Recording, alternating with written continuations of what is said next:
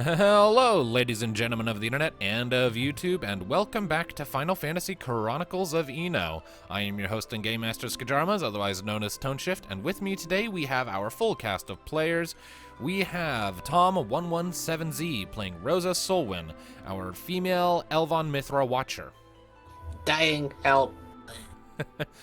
We have Mystic playing Aeon, our male Moogle Time Mage. Goodbye. We have Hades Shadow 92 playing Cassandra, our female human dragoon.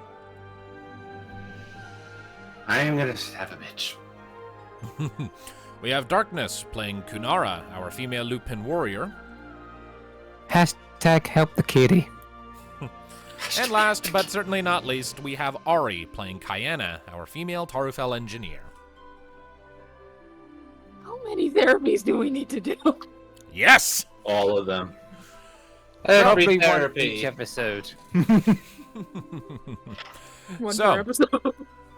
Where last we left off, the Freebirds had, having wrapped up their business in the Academy City of Anomo, set off for the south in the intent of making their way to the city of Lolo to find some work to help them cover the costs of a ship to take them farther off into the distance to either Garlat or Vatea, depending on where the winds blow.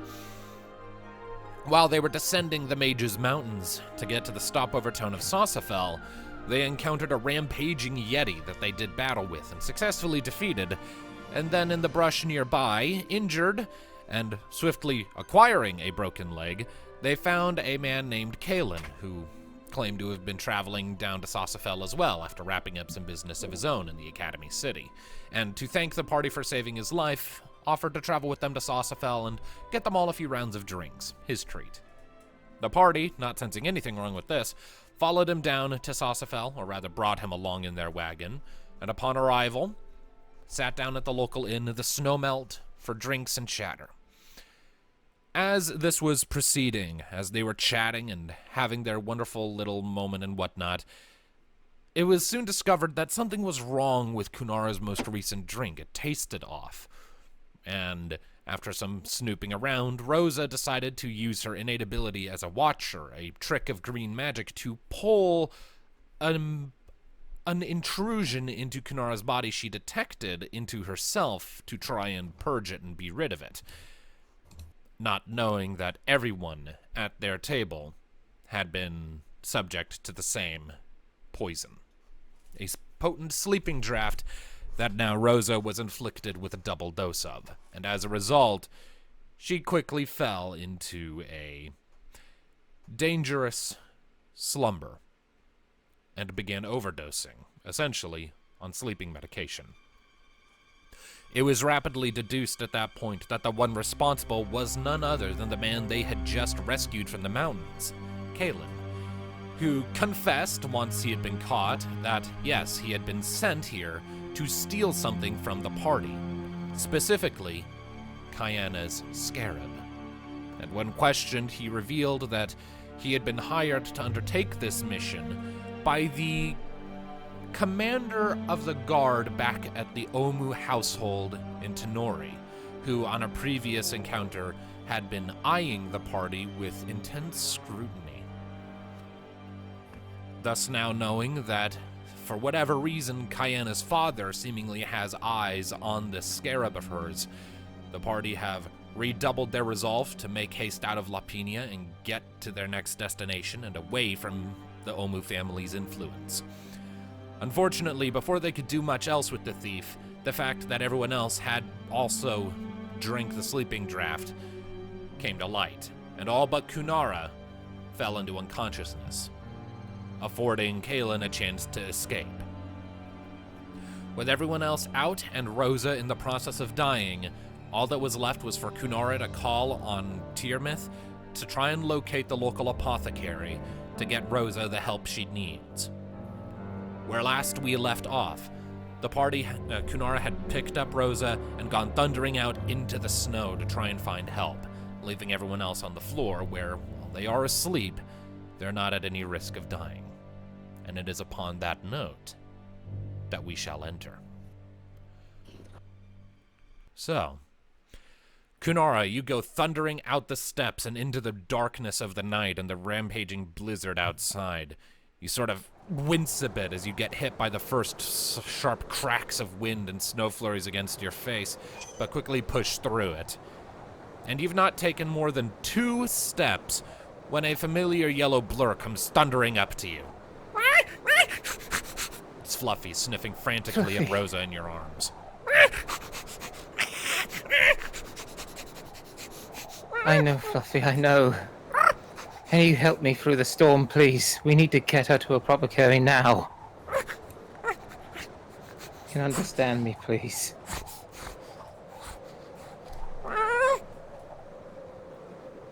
Fluffy does seem to recognize that right now Rosa is exposed to the wind and so quickly moves to put herself between you and the worst of the wind. Good, Fluffy. Lead the way. Try to follow here as best you can. As of right now, Fluffy seems content more to stick with you and not be far away from Rosa. And with that, probably leg it to, if they can pick up on the direction of where Tyr went. Tyrmouth went flying. You can make an awareness check to see if you can spot him in the blizzard and the snow, but it's going to be a high roll.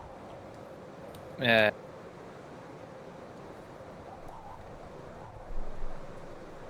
I have to try.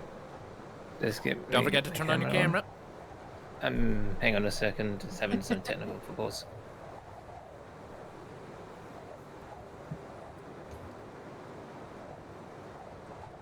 Blizzard sounds. Yes. Love it. Very fitting. I'm skiing. I am cold. This is a wonderful time. Hooray! I'm dying! I'm having a wonderful time. Is this better? Yeah, that sounds alright. I can... Again, I hit something with my mic, so I know I can make it a little bit louder if I need to. It's all good. You're good. You sound Okay. fine now. Back to the drawing board, I go. And the camera is fixed. There it is! It's zoomed way out, but it is on. That's the normal Sorry. positioning. There's always been like that. No, this is way further out. In the past, have Just you different part in the room. It's basically my replacement stand over the old one ages ago because that one snapped. No. That's what I get for going cheap.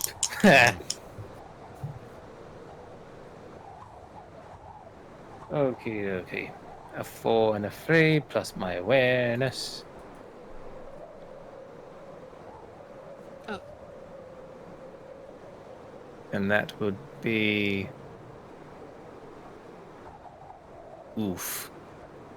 Would a 12 suffice or no? A 12? And in this lighting? Even with your heightened senses, no. Though you did give Tyr the instruction to come back once he located the apothecary, so... Damn it.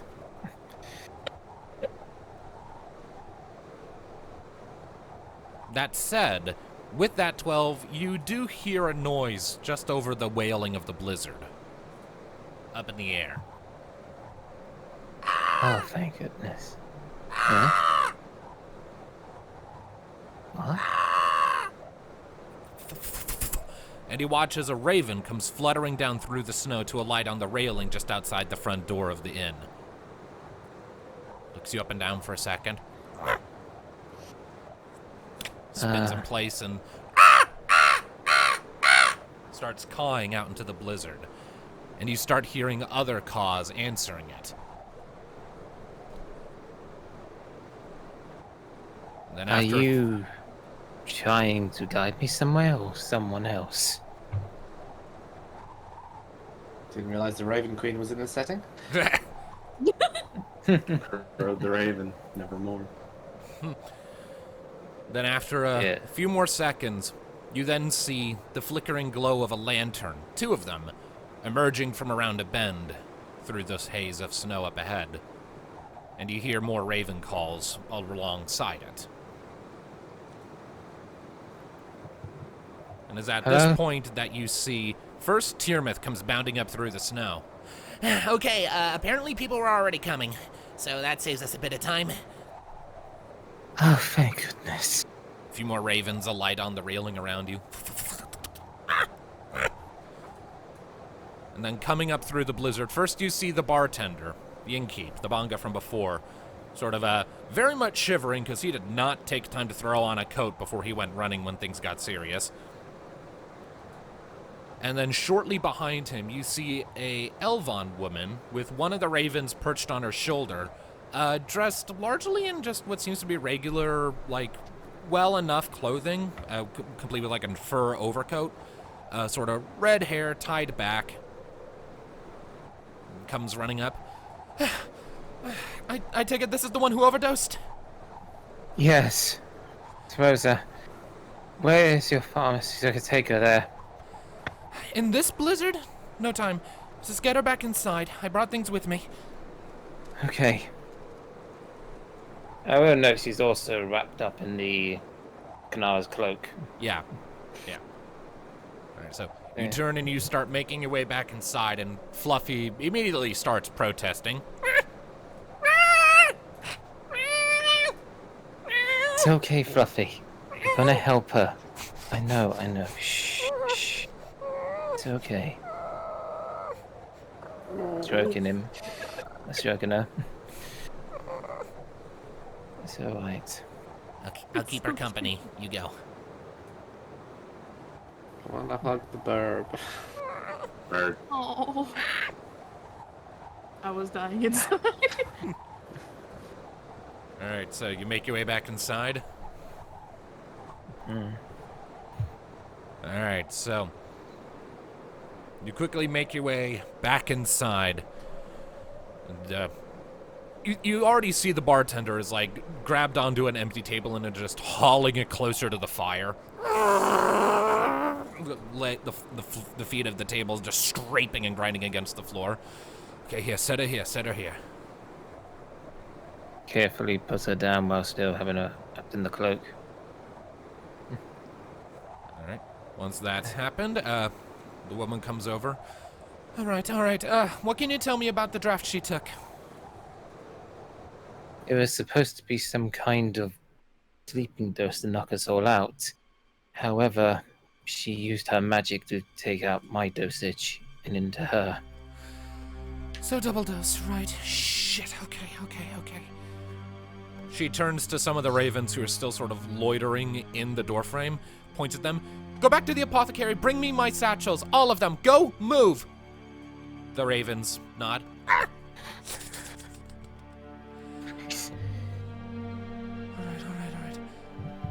Okay. Can you save her? Is there anything left of the sleeping draft? Unfortunately, no. There were 6 empty vials, but unfortunately the fiend who drugged her got away with his satchel. Is there anything left of the drinks you were drinking before you stopped, when you realized that there was something wrong with them? Maybe I can figure out something from that. If there are, they'll probably be on the table. Over there. She quickly goes running over, sifts through the drinks, and as you watch her like picking one of them up, she like puts her hand up to it, and you see a familiar swirl of green light coming out of her hand and swirling around the cup for a minute. Okay, alright, I can work with this. Comes thundering back over, reaching into a satchel already at her side. Alright, this is potent stuff and it operates on a delay, traditionally speaking, usually about half of an hour. You drink it, it's supposed to be a sleeping aid when taken in moderate doses. The maximum dose is, well, it's enough to knock someone out for several hours. Slows down all bodily functions at the same time. Double that maximum dose, it could kill. Very, very easily, especially for someone as young as this. But, and she pulls out a vial a moment later, this might be able to slow it down a bit, at least until my friends can come back with some more. Prop her head up, we don't want to drown her by accident. She does, and also tries to comfort her. So you go through the motions, and if you would be so kind, I'd like you to make a medicine check and add an extra d6 because you do have the apothecary's assistance. Okay. Healing Medicine, that's new. That'd be healing. Yep, healing. Medicine. Mostly, Oh, this there is we mostly just to determine how well you're following the instructions she is providing. She made any acknowledgement of the other unconscious people on the floor? She cast them all a glance, but at present her focus is on the one who's presently dying. go. Okay. Oh, hang on. Did you say an extra dice? Yeah, you roll 3d6 for this, again, because like Alright. you have a professional I here. get another one out. Okay, so 1 and a 4. You need another one. Yep. I don't think you have anything in healing, do you? No. Oh. Ah. 6. Ah, it was nice knowing everyone. Oh no. All right, so you're definitely Candace. you're, Can't say she's in a frantic yeah, moment. you're very much in a frantic state, and you're struggling to focus, and there's just like jitters that are making it difficult for you to concentrate. But it seems that in spite of that, you're helping more than you're harming. After a couple of minutes, 3 of the ravens return, each one carrying from their beaks another satchel. Settle down by the side of the table and set them down. Thank you. You 3 go and get some rest. And they go fluttering off to a corner of the room and like take up a position up in the rafters. All right. Okay. And after about 10 or so minutes of working with the medications and providing assistance, finally the woman takes a step back after the most recent drink she, added to the concoction, and that was, administered, and takes a step back. All right. For the moment, that's all I can do, but I'm pretty confident that with all of that, she'll be fine. Thank you. That said, she might need a few days of bed rest just to let the residual of the contents work through her system.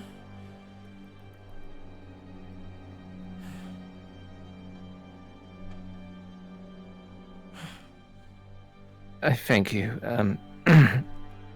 Could you just have a check on the others to make sure they're okay? I will stay with her. Of course. And with that, the apothecary starts moving to each of the other downed party members and starts examining them, spends a minute on one before moving to the next. She does seem to slowly be relaxing, implying that she's not finding any hints of immediate danger in the others. And as she's working, the barkeep comes up to you.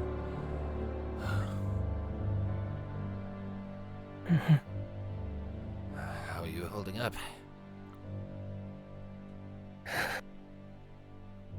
Well, I'm shaken, so that's a thing.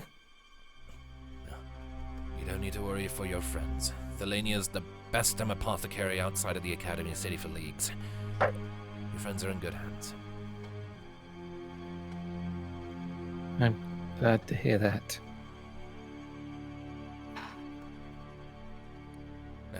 You and your friends are welcome to stay the night free of charge. As far as I'm concerned, it's my job to take care of my patrons. And you were poisoned under my roof. I need to make sure you're all alright, so... If that girl needs a few days of bed rest to recover, she's more than welcome to make use of a room here. I appreciate your generosity and care. It's the least I could do. My name is Locomere, by the way. Nice to meet you, Locomere. Kanara Fangblade. Pleasure. After a couple of minutes, Thelania comes back. All right. I'm getting the impression that no one else is in any danger. They'll be out for a few hours before the worst of the effects wear off. Given the hour, I imagine they'll probably sleep well past that. They'll all probably be up come the dawn. Perhaps a little drowsy, but none the worse for wear. I don't know for certain what the girl's condition will be, though. She'll live, I know that much, but... that concoction could have done a lot of damage in the short time it was in there.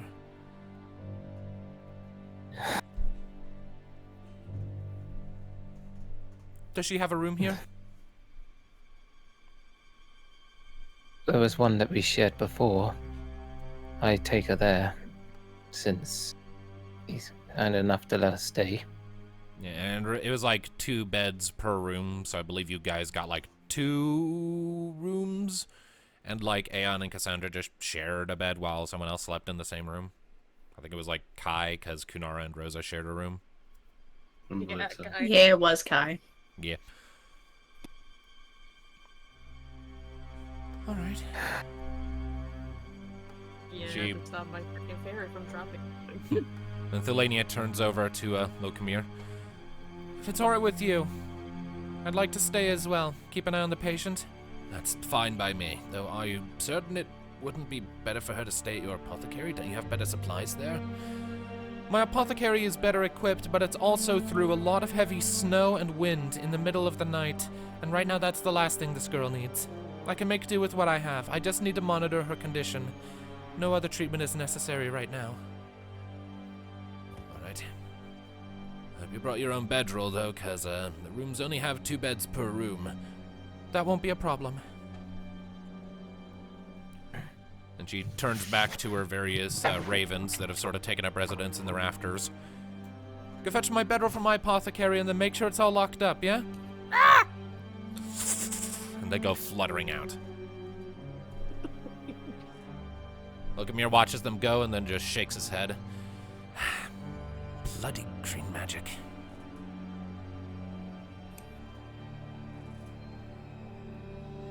Alright.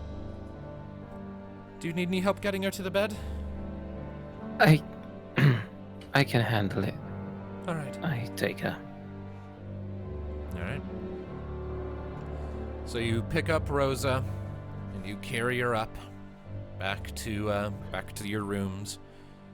You find them untouched, as you haven't been in them the entire time you've been here so far, and you just get her settled down in one of the beds. The wind howling outside, dim light of a candle lantern on the end table.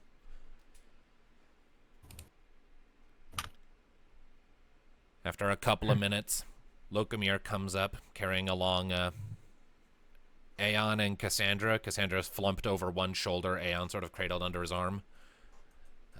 Where do you want these 2? This room or the other one? Probably best that they have their own rooms to make sure they're comfortable. All right. He brings them over. And with the adrenaline of the last while starting to waver and wane, you start to just feel this heavy onset of your own exhaustion. Not from the sleeping draft, but just from the fact that that was a lot. And you burnt up a lot of energy in your frantic state.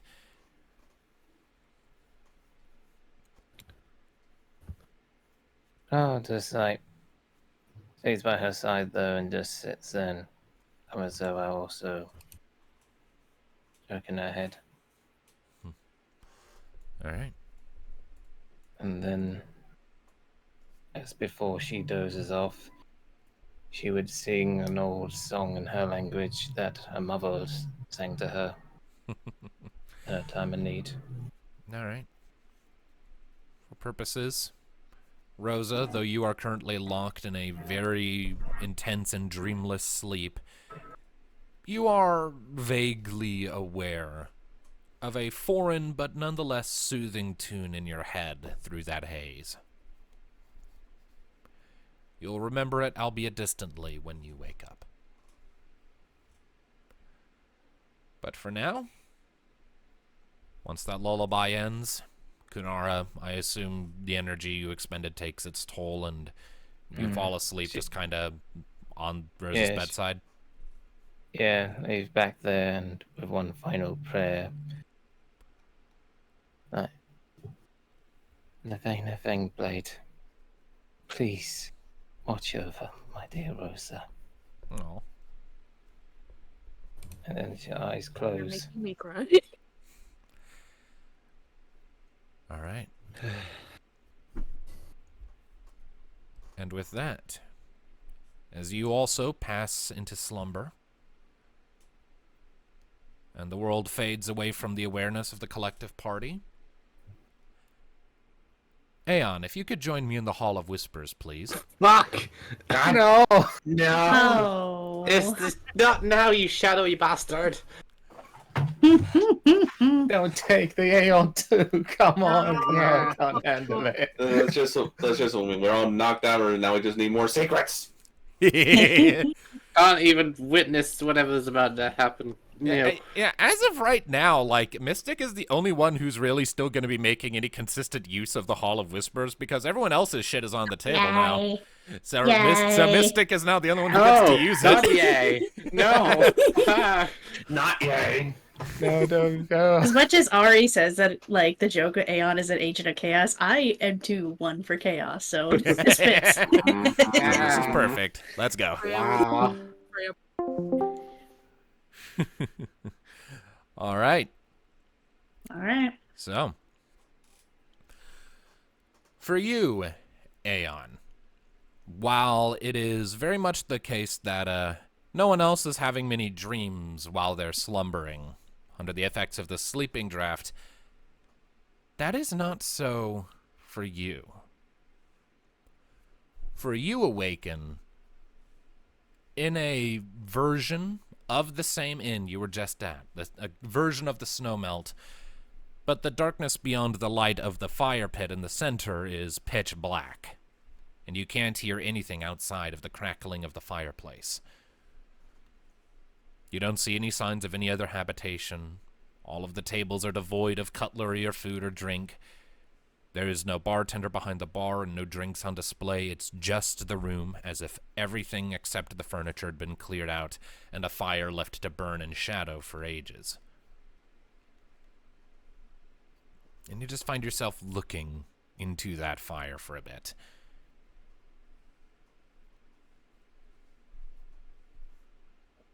And then you catch movement in the corner of your eye. What was that? It's just me. Oh, Lou! It's been a while. It has. Sorry it's been so long since I've said hi. Things are complicated on that front. It's okay, Koopa. How are you doing? Well, I feel like I should be asking you that question. You're the one who just got poisoned. You and your friends. I just hope Rosa's okay. I just wasn't expecting that man to do something like that. It is unfortunate how often selfish people will abuse the trust of others to get what they want. You have to always be cautious, Aeon. Sometimes people will take advantage of your kindness to hurt you. You can't trust people right out the gate, you know? Well, how do I know when to trust them? When they earn it.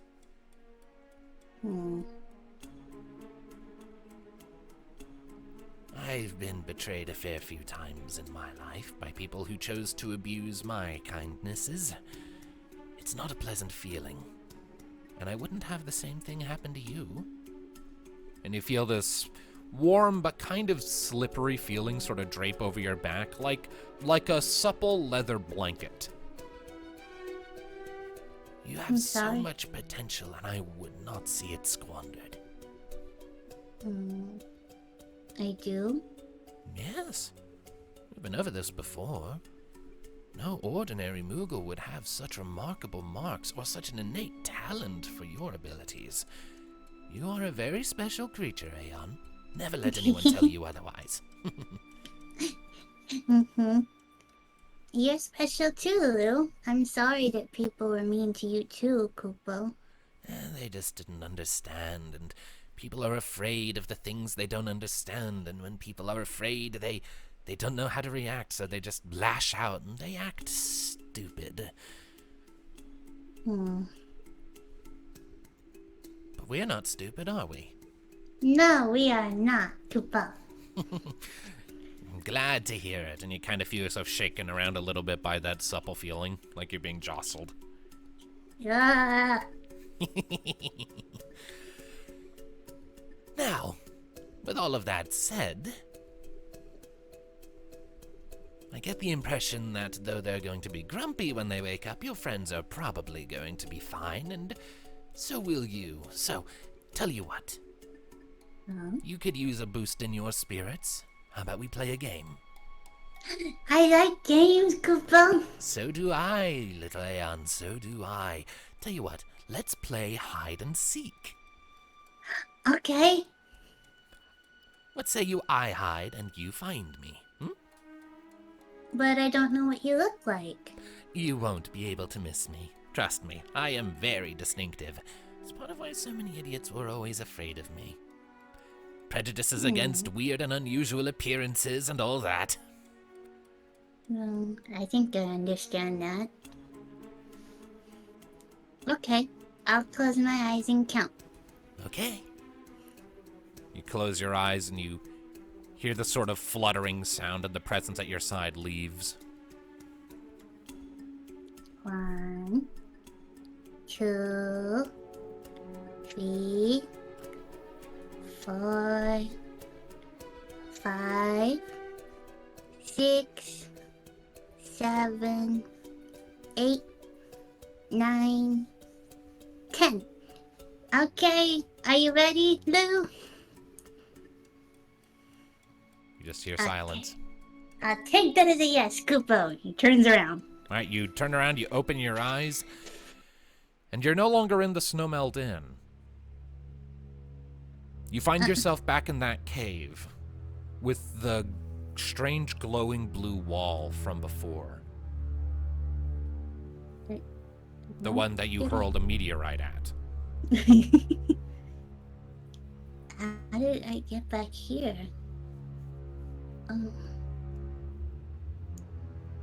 Lou?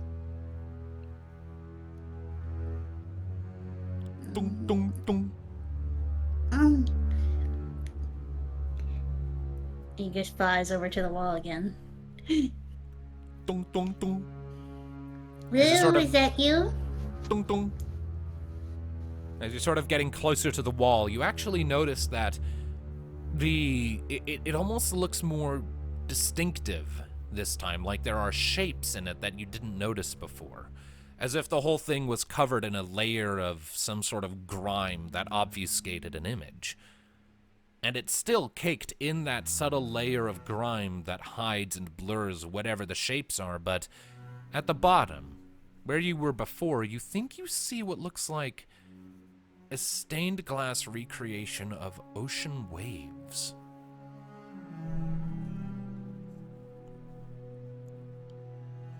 Dun, dun, dun. He kind of just like looks at the wall to see all the shapes, and he just goes back to the dunk dunk dunk noise.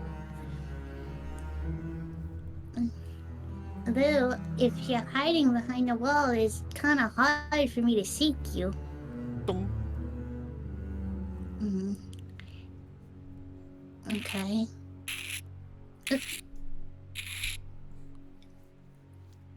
Sort of the Is that you scratching sound. scratching? Oh, I remember. Every time I see the wall, I have to scratch it. You throwing a meteorite worked last time. Dun, dun.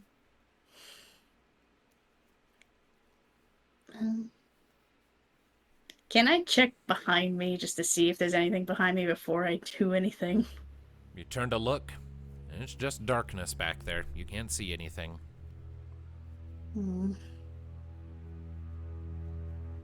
Oh. Okay. I'm gonna cast meteorite, Lou. Just be careful. Dun. And I need Aeon sheet, because like, unless I'm just, I have to roll damage, right? Yep.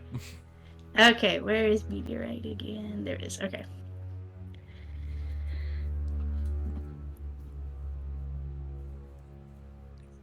And if I'm correct, it should be the same. Yes, so. Okay.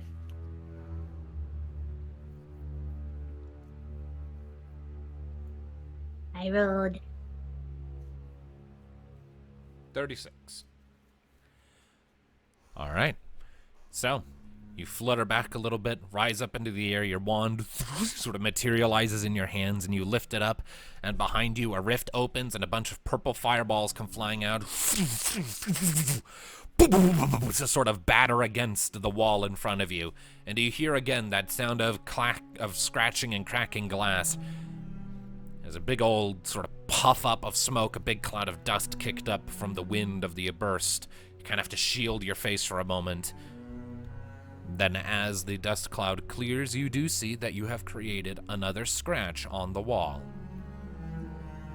Hey, it's another scratch. Tung, tung, tung, tung. Lou, how is this gonna work with hide and seek? Is it my turn now? I don't think that will be a problem. Sort of reverberating in the back of your head. I can hear you. Yes? This might be a tricky game of hide and seek. It might take a while. Oh?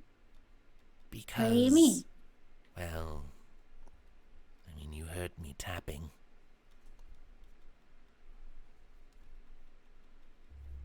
You can't get out.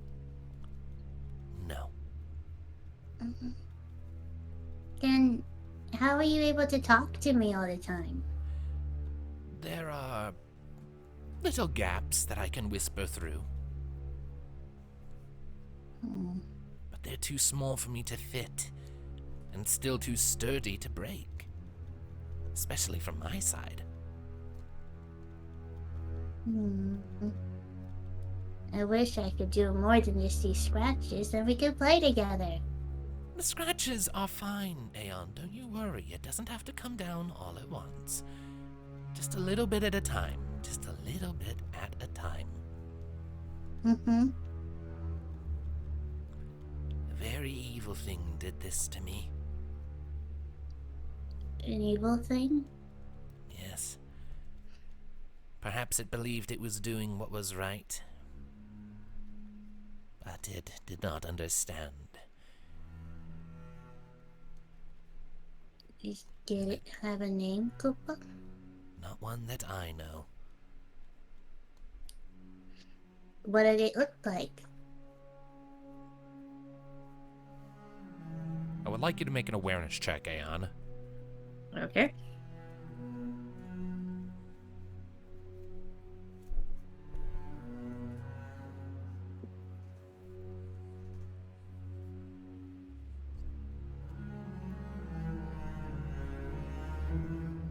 Ten.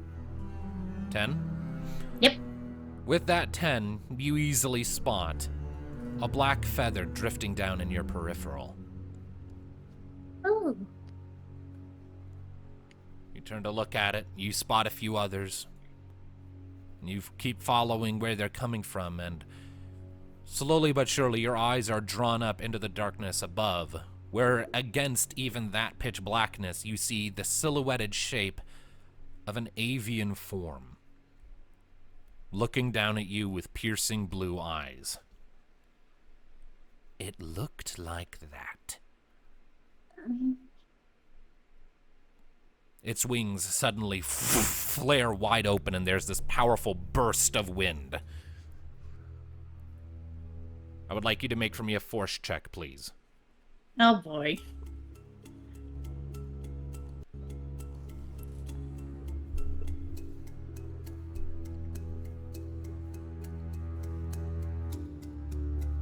Yeah. Not nearly enough.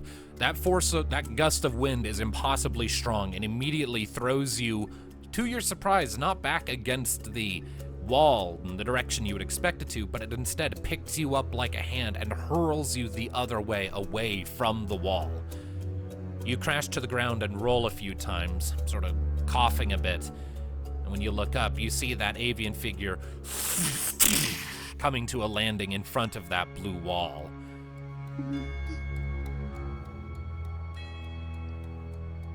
It narrows its eyes at you. It slowly shakes its head. Do you understand me? Its eyes narrow a little further, and then it turns back to the wall. Then it leans down towards the scratches you've made, and the blue light coming from its eyes flares up brighter, and the scratches you see start to mend. No, wait, don't do that. Lou needs to get out. He just kind of like tries to go to the wall. All right, like towards the bird?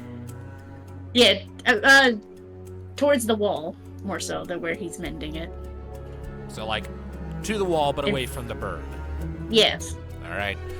So you quickly pick yourself up off the ground, give your wings a potent flutter, and go flying forward fast as you can towards another spot away from the wall. The bird's eyes dart towards you, and there's another gust of wind that hits you, kicks you up, and throws you back.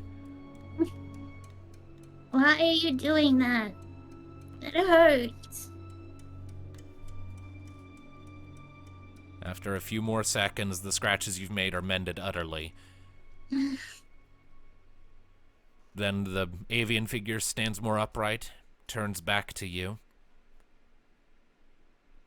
and says, less in a voice and more directly into your head, in a manner that leaves it hard for you to actually tell what its voice could be. Wake. Gone.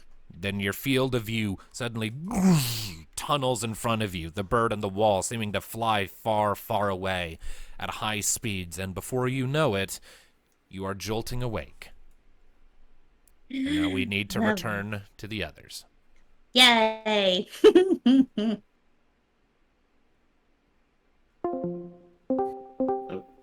I am so suspicious of roles and those music titles. God damn There are me. rolls. The playful shadow. Meteorite. The ominous shadow. Are you fighting something in your sleep, hon? Breaking a barrier. I still love the music. It is good. Anyway. My Aeon frickin' is lying to us, and everyone's going to be upset because we had a trust conversation. For some reason, I Anyways. just realized my dice say 1, 2, 3. What the frick? What have I lied about? I haven't lied. I mean, we had a whole conversation about Aeon. Has there been anything unusual? Have you had any interactions with anything you're not telling us? No, not at all. Meanwhile, you're rolling a meteorite on something. Okay, well, okay. You don't know if this was something suspicious or not. You'll have Rosa to wait doesn't and see. know. I know. Listen, Please don't- Please don't go Wake mini up first, Melvin then on we'll us. talk. I'm begging you. Okay. Do not go mini Melvin on us. Anyway, so... Agent of Chaos, remember? Agent of Alright. Chaos is probably going to be really sad when Make bad Freya things happen. proud. All No. right, now. So, starting off in the room with Cassandra, Aeon, and Kai. You're all jolted to wakefulness as suddenly Aeon just bursts awake with a sharp gasp.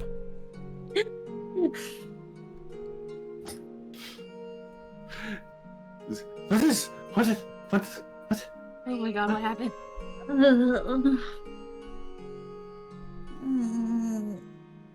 I imagine everybody's probably feeling really like groggy and really like not okay. 'cause of Yeah, the you're drought. all feeling really groggy and really drowsy. It's quite perturbing.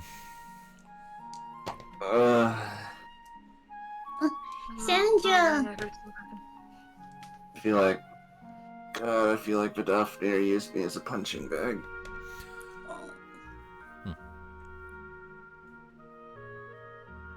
No, Yeah. that's so bad. Sandra, you okay? He just hugs her. Hugs back. Like, What the hell happened? All I remember is the... Wait. Where'd that fucker go? My head. She just kind of just looking around for the scarab, just like, okay, Vid? Where's Vid? Yeah, you find the cool. scarab easily enough. It, I you want reach to out. put out. No. Vidi is with Kanara. Kanara has Vidi. Nola still has it, Ah, yeah. but she don't know that. Oh, Right, yeah. so you go searching through your She was pack, out. and you don't find any sign of the scarab. No. It can't be. It's not here. What's It's the matter, gone? Kai? Where's Vid? The scarab's gone? It's not in my pack. She freaking just like gets a glare and grabs her spear and kicks the door open. No. That's what wakes up Rosa and Kunara. Rosa's You hear like, a "Rosa's door awake." banging Rosa's open awake. right next Awake. door. And in between I thought much, Rosa was supposed to be out for a few days. yeah.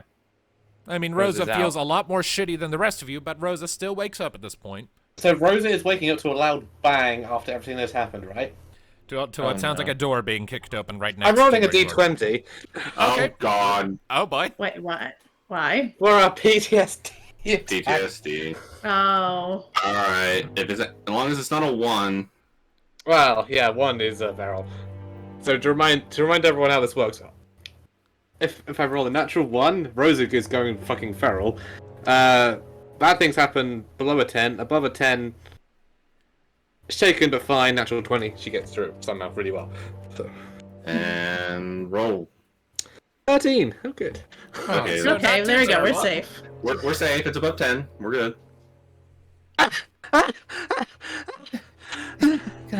Shh. I'm here. Rosa, She- it's okay. It's okay. She's I hugging breathe- you. Her breathing calms. She looks up at you, Kanara. And then she just starts crying. Yeah, at this point, no, this as well. Sandra, you shouldn't have done that. I'm gonna do a lot worse when I find that guy. And she Yeah, just no, starts. guys, you can She see, just like, a starts panic stomping her cry way down the looking hallway around. towards, I guess, the main area. What was that, Ari? Yeah, Kaya's just looking around for the freaking scarab. Yeah, it's Looking not under in the room. bed. Yeah, now she's out with Cassandra, just like, oh my god.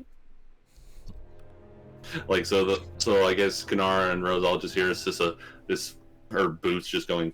Rosa down isn't the hearing much. She's just crying into the cat. Yeah, God, I was like Kanara. having a moment in the room. And as Cassandra, as you're thumping away with like Kyanna close at your heels, a moment later you hear a door popping open. Hey! And you turn around to look and you see an Elvon woman with red hair and very much in her jammies, sort of poking her head out. You shouldn't be up. You're still recovering. Both of you. Who the hell are you? My name is Thelania, and I'm the apothecary who saved your friend's life and helped get you all into bed after you were poisoned. She walks up to her, is like, you see the guy that stole from us? From what I hear, he didn't succeed in stealing from you. What are you talking about? My friend was robbed. Her scarab is gone. Yeah, there's literally a panicked freaking Kai in her, like, next to Cassandra, just like, panting. Well, the first thing you need to do is calm down. Working yourself into a frenzy will help no one. There's still traces of the sleeping draft in your system. If you push yourselves too hard, you're liable to collapse again, so take a minute and breathe. Alright? She is still growling, but she's not moving, but she's like not really attempting to calm down. And I will point out that I'm assuming that Cassandra's voice is pretty raised, so Kunara and Rosa, you would have heard Cassandra saying that the Scarab was taken. Which, Kunara, you would know to be untrue. But at the moment, she's focusing on Rosa, so no, she did hear the voice, but not paying attention to the words. Essentially, I guess. I can think That of and one the thing both that sobbing. is paying attention then. Hmm? As you're sort of holding and stroke and like trying to comfort Rosa, you hear some mechanical clicks and whirs and just feel some movement and vibrations along your side as the Scarab just emerges from your pack. Duh. This thing does have a mind of its own.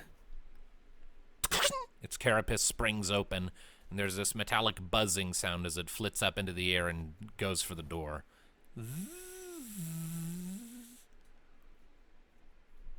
And to the rest of you, you hear that buzzing a moment later. Kayana, you look up, and you see through the same door that Thelania just came out of, your Scarab buzzing around the corner and coming for you. It's Vinny. Yeah, Kai is just like, oh my god, Biddy. Quickly, like, reach out and grab Just it. like holding it like, yeah, she's grabbing it. Yeah, no, and she's like crying right now. She just holds it. Cassandra, seeing this, the anger is gone and now turned to worry.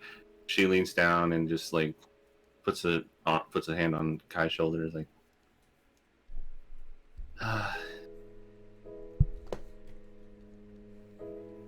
okay. Oh my god. Thank god, he's okay. So, wasn't taken. That's good. Thanks. I'm gonna point out the door the woman came from. The door shuts as it flies out. After Kanara assured where it went.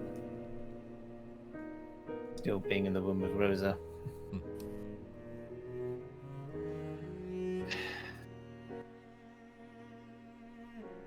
All right.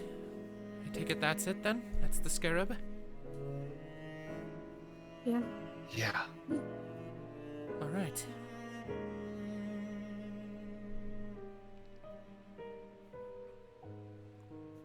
Well then, guess that guy gets to live for now.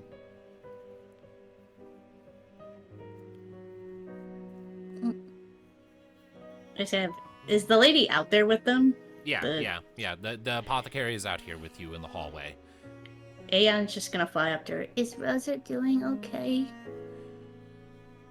She'll live. I imagine she's probably awake at this point after the ruckus you all just made. Sandra! She winces at that. And just... There's still traces Proceed. of the sleeping draft in her system, though. It's not going to fully pass for at least another 2 days. I would not advise her traveling until it's out. Is there anything we can do to help her? Or just let her rest, Kupo? You can be there for her, but probably best to give her time to rest. Okay. And Aeon just turns to Cassandra and Kai. Okay, back in the room. We need to rest so Rosa can rest. Come on, Kupo. Jesus. Cassandra just quietly gets up. And while passing the room again, You Just- can probably hear sobs from inside. that again just adds to the what she's feeling right now. She's going to throw her That's fire to the flame. she's going to throw her spear into the room, probably embedding it into the wall, and then just slowly is going to walk back down the hallway and just probably go through the main area and out the door. Okay. So Kayana's going outside, gotcha. But Cassandra. Cassandra, right. There's too many people that Like, start I with would K ever go here. outside at this point. Yeah. So is Aeon going to follow? he's gonna be upset and he's gonna follow her.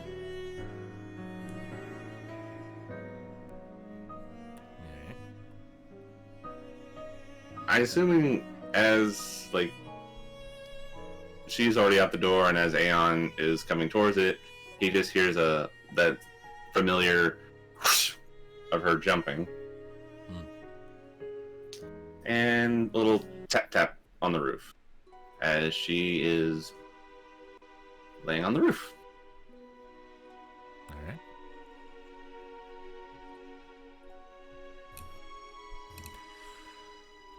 Alright. And what is Kyanna doing? Probably in the room checking if Kai is okay. Vid is okay. Heading Kai's back. checking if Kai's okay. Okay. Have I been hurt? I'm Just not finds a happy. mirror and just starts taking off clothes. Yeah. Like, am I injured? All right. That's all I okay. did. I made All right, that yeah. mistake Okay. then. So heading into your room, you sit down on the edge of your bed and start giving the Scarab a thorough examination. It does not appear to be damaged in any way. And back in your hands, it settles immediately back into motionless silence. In which she's like, oh my god, he's okay.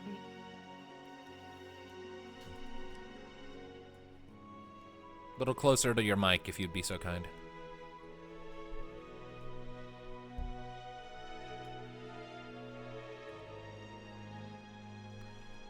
Anyway. So with all of that, Thelania will step back into Rosa and Kunara's room, where she had been sleeping on the floor with a bedroll.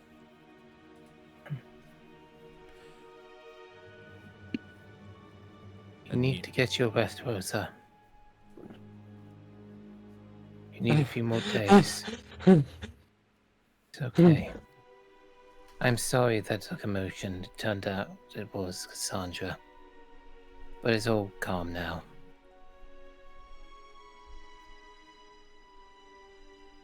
The apothecary comes over and settles down beside the bed next to Kunara. Rosa, was it?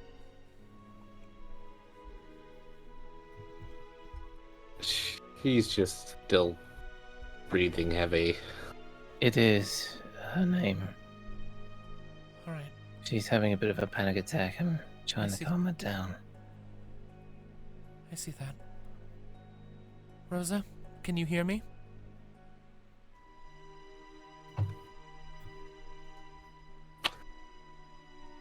Alright. 19.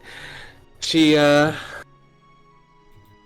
breathing calms down a bit and she kind of just wordlessly glances towards the apothecary. My name is Thulania.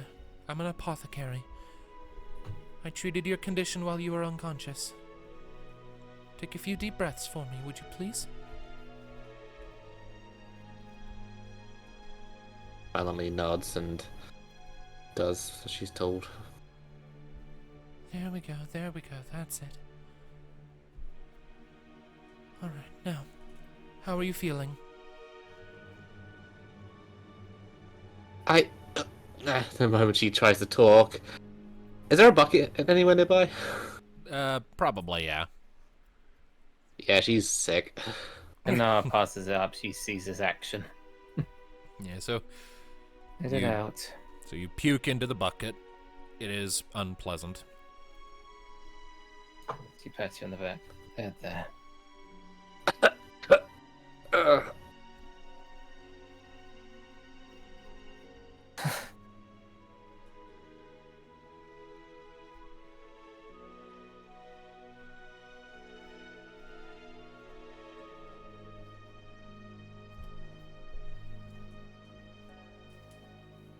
Thelania Yeah, is just Gnasis. patiently waiting for you to speak whenever you're prepared.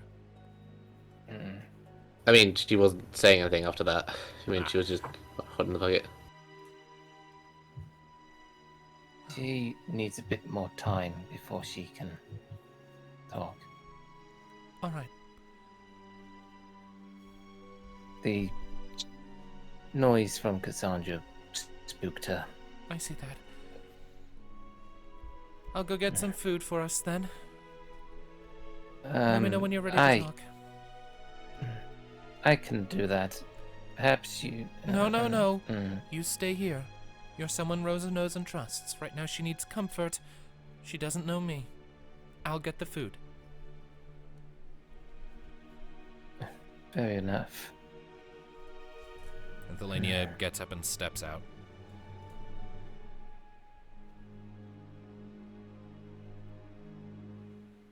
A couple of minutes later, comes back in with a couple of bowls of what appears to be morning soup, and 2 halves of a loaf of bread, sort of spread between them. Here we go. Kanara expects it, and double check. It's just soup. Once he's happy with it, he then tries to give some to Rosa. I mean, Rosa will try it, but I don't think she's going to keep any of it down right now. I know you barely have any strength, but this will give you more strength if you can at least eat a mouthful. I mean, yeah, Rosa tries, but the bucket's there for a reason. It doesn't last long. Don't force yourself. Only eat what you can manage. My head hurts. That's to be expected. I don't Sleeping. feel well. I would be amazed if you did feel well. The sleeping draught you took was extraordinarily potent.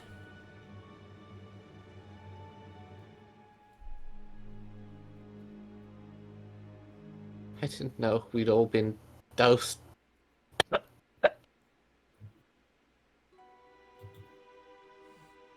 I tried to neutralize it in Kanara, thinking it was just Kanara. Neutralize it? She kind of raises a hand and a few green sparkles comes from it, but then she immediately regrets it and clutches her head. No, don't work yourself. Don't overwork yourself. She is also talented in the arts of green magic. Fellow practitioner of the green. Yes. Which I'm not mad at you, Rosa, but I am very upset and worried. Please do not do that again. It's the entire point of green magic. If it was just you, it would have been fine, but it was all of us. I didn't know.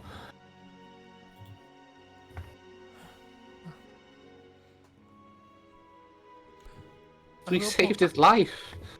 Why?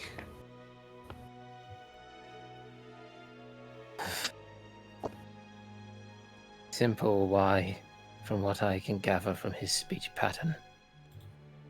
Too common for even me. Filled with greed for his own selfish need. And cared more than his own life even than anything else. Why is it that people like that have to exist?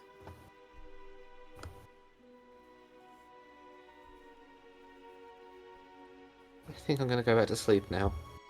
Alright, You get do your that. rest. You're going to need a couple days of bed rest, and after that I would still strongly advise you take it easy for the days that follow. And here, she gets up and walks over to one of what you notice to be like 4 different satchels that are kind of arranged against the wall. Reaches into one, pulls out a blue vial, or rather a tall vial filled with blue liquid, and brings it over to you. If your stomach starts churning again, take a sip of this. It might help settle it. She nods and sticks it on the, I assume, a bedside table. Time being. Alright. Get some rest. If you start feeling any worse, send someone to come get me, alright? Alright. She gives Kanara a pat on the back and then steps out. All right. Tom, I would like you to do me a favor. Oh no. I would like you to roll me 1d6 and multiply the result by 1d6. 6. Well, not multiply, 1d add 6 to the result. Add 6. 1. 1. All right. So, considering that was a very close to death's experience you just had, for the next 7 days, you're considered to be under the effects of a critical injury. Oh, so good thing I rolled low. Indeed. So, for the next 7 days, your awareness is to suffer a -4 penalty, and your accuracy suffers a -2 penalty. Oh. Yeah, no fighting for you. Now, as a quick reminder of how critical injuries work, because this is the first time I've actually popped one of these in a campaign. Let me just pull it up here. Tom knows very well what they are. Right. Critical injuries will heal on their own, but it will take time. Once the time runs out, you'll be back to normal. The duration of a critical injury can be reduced by 1 additional day when the party is resting, assuming a healing check of 12 or higher can be made by someone other than the injured. This increases to 2 days if it is a full rest instead of a travel rest. So if you're resting in town, you can get treatment that'll speed up the process. And as of right now, you're only suffering 2 debuffs because you weren't like maimed, you were just poisoned. But there are a bunch of different potential debuffs that come with critical injuries. But right now, you just have those 2 little penalties. Does anybody have healing other than Rosa? Nope. Nope. All right. That was the problem when Rosa went unconscious, the fact that she was the only one who could deal with all of that shit. She is your white mage, essentially. Basically. All right. And apparently people didn't get the memo. Nobody fucks with the white mage. And then Frieza blew up the white mage. Mm-hmm. Yes, because Frieza loves to fuck with people. So I am going to hand a handout that will keep track of the number of days left on Rosa's critical injury. Everyone can view it. The best week ever. Thank you, SpongeBob. All right, there it is. It should be in the handouts list for everyone to find. Rosa critical injury duration 7. Yep. So yeah, Rosa is not fighting for a whole week. Indeed. Though she will be travel worthy in 2 days. She still ain't fighting. All right, so the day aside from that is up to the rest of you. How do you wish to spend it? I mean, Cassandra is sulking on the roof. Yep. And I thought Aeon was going after her. All right. And if Aeon wants to go up after her, go on.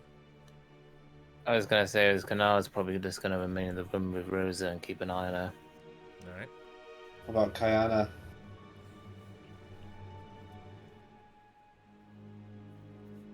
I can't say anything. My family's in the room. Oh no. Okay. Okay. We'll just say that she's cuddling Viddy and still very distressed. All right. So then, as of right now, the only ones who are really active are Cassandra and Aeon. So, Lockton is in there, not just in the room, at least. If nothing else for the moment, Cassandra, as you're up on the roof, I assume just kind of laying on your back. More like on the side, just like kind of like fetal position. You did have to clear out some snow because it was blizzarding last night. Yeah, she just didn't care. She's if anything, she's just probably laying in the snow. After a couple minutes of lying there,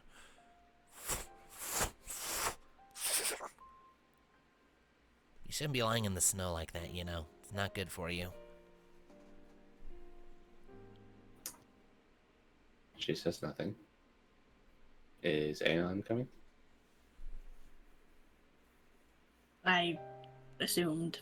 Right, so it's about Yeah, I this didn't time think that you Aeon would, comes. but- Yeah, after about this point that Aeon comes flitting up. Just kind of letting out that Moogle noise. I know, I love it. Sandra, what's the matter? I failed again. What?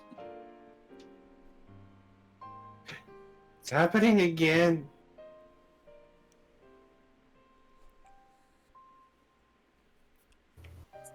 Sandra, this wasn't your fault at all. You just pick up a random stranger. Nothing's bad happens. Rule number 1 with traveling.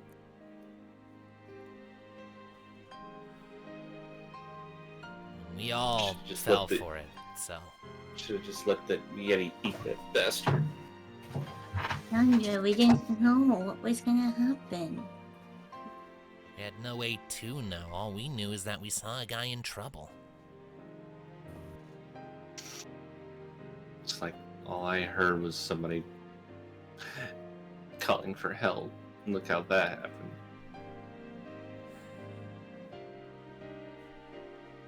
Well, at least this time, everyone got out of it all right. All right. Heard her. You should have heard her crying, dear. She was already traumatized enough with the knife and the slaves. Now this.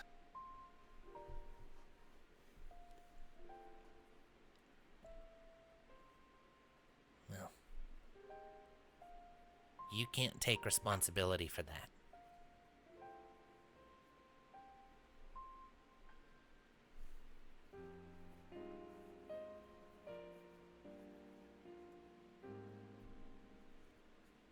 You're not the one who spiked the drinks.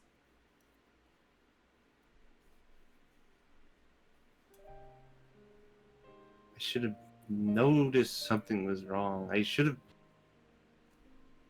have just grabbed the guy or just kill him right there. Sandra, we can't always assume the worst of everyone. But we have to just be cautious next time. Yeah. And all this over a little robot bug. You really Her need own to find father. You really need to find out what that thing is. Really need to find her father and kick him into the ocean. Considering the fact he's on the Lupinian Council, I don't know how that would help our case. She immediately bounds up and glares at Tyr. Yeah, like nobody would go up against the captain of the city. Watch. I think that's what's bothering you. It's the same everywhere. People in power using that, manipulating people, torturing people, killing.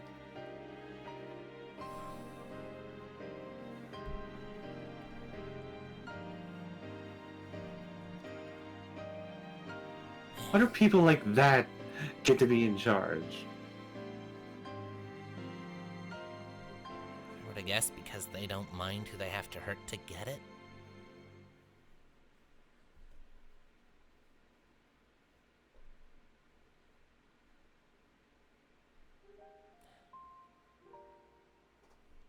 She kind of lays back down in the sand. I remember Grandpa's stories. The crime family that took his family. They didn't care. And he came back and he got revenge.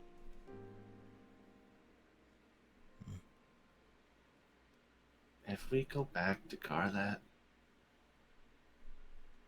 is that just me following in his footsteps too? Revenge? No. You're following in your footsteps, Sandra, Koopa. Only you can decide what you want to do. But we'll be always there to help you through it. She looks up to Aeon and just tears are flowing. What if I get you killed too?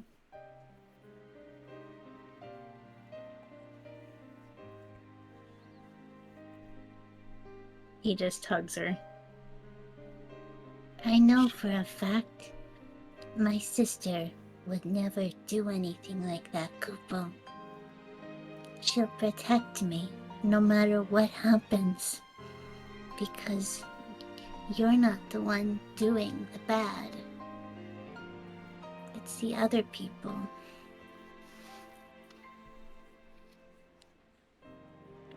She just like hugs him so tight and she's just sobbing at this point. Like if anybody is around outside, they could probably hear it. Probably.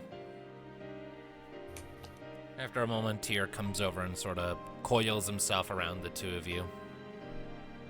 Uses his wings like blankets.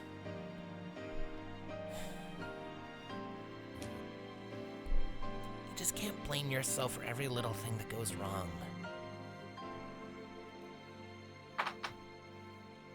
Okay? After a while, she just kind of gets her breath back. Still shaky, but yeah. But I'm the leader. It's my responsibility. You're a leader in training, remember, Koopa? I mean, there's that. Well, Sandra, you're still young.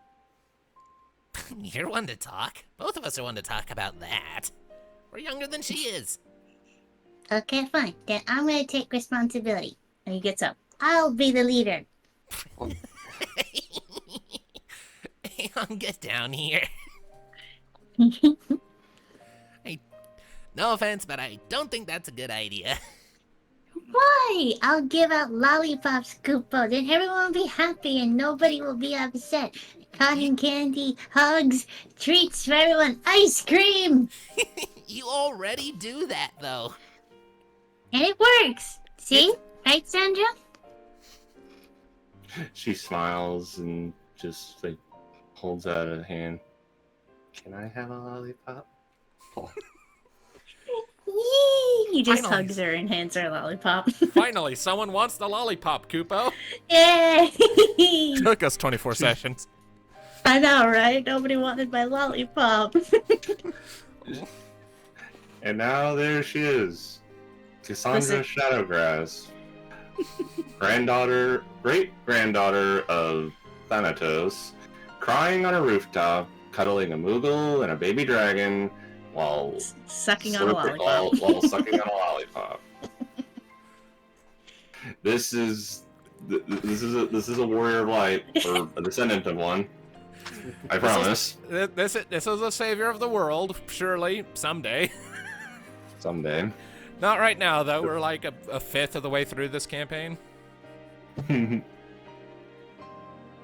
have a question, Sandra. She pops the lollipop out her mouth. Yeah? What do you think Grandpa Thampy would do if he saw someone with the Yeti, like we did, Koopa? She thinks about it for a second and then just gets a little smile. He'd probably kick the thing's ass too. And you know what, Koopa? He would be just as mad if everything happened to his friends, like what happened to us. Oh, significantly so. But I don't think Grandpa Thampy would be blaming himself. He'd be wanting to destroy him, Koopa. That does sound like him. He never really was one to dwell on it, at least not the stories he told me. We were just trying to help someone who needed help. We didn't know they were a bad person. But helping someone in need's never a bad thing. ignoring them and thinking that they're bad is just as worse. Because if they are innocent, we're no better than that monster. Yeah. I'd rather help a bunch of innocent people and occasionally a bad one slips through the cracks than leave a lot of innocent people to die. And who knows, Sandra? Karma will come back to him. I promise. I know one thing. We ever see that guy again, he's gonna be our new training dummy. Or maybe we'll just make him into lunch, I don't know. I'll get the rock. I thought dragons weren't supposed to eat people, dear. Generally speaking, no. But meat is meat, and I'm not particularly picky when it comes to people who hurt my family.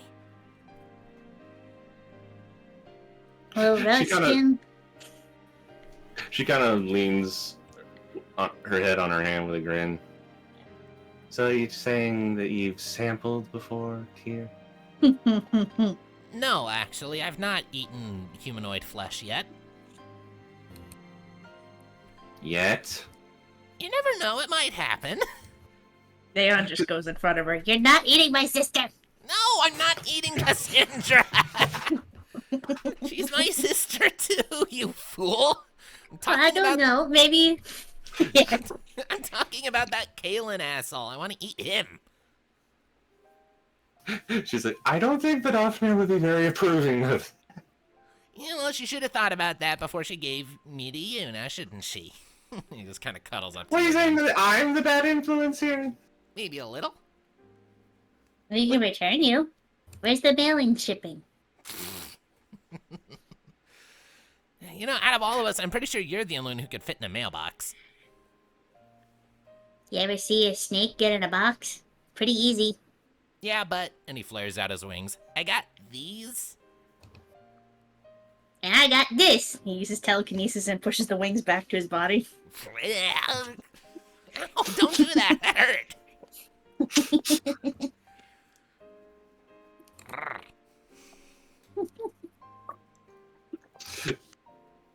She just lays back with them and just like...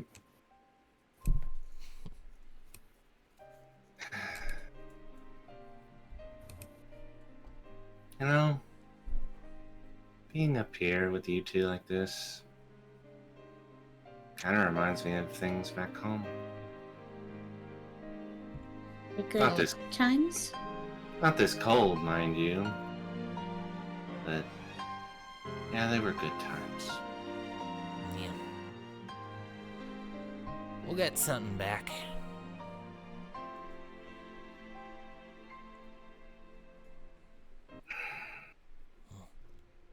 I just hope that Rosa can get through this. She will.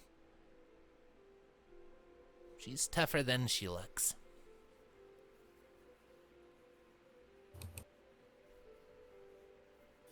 And I know that for a fact.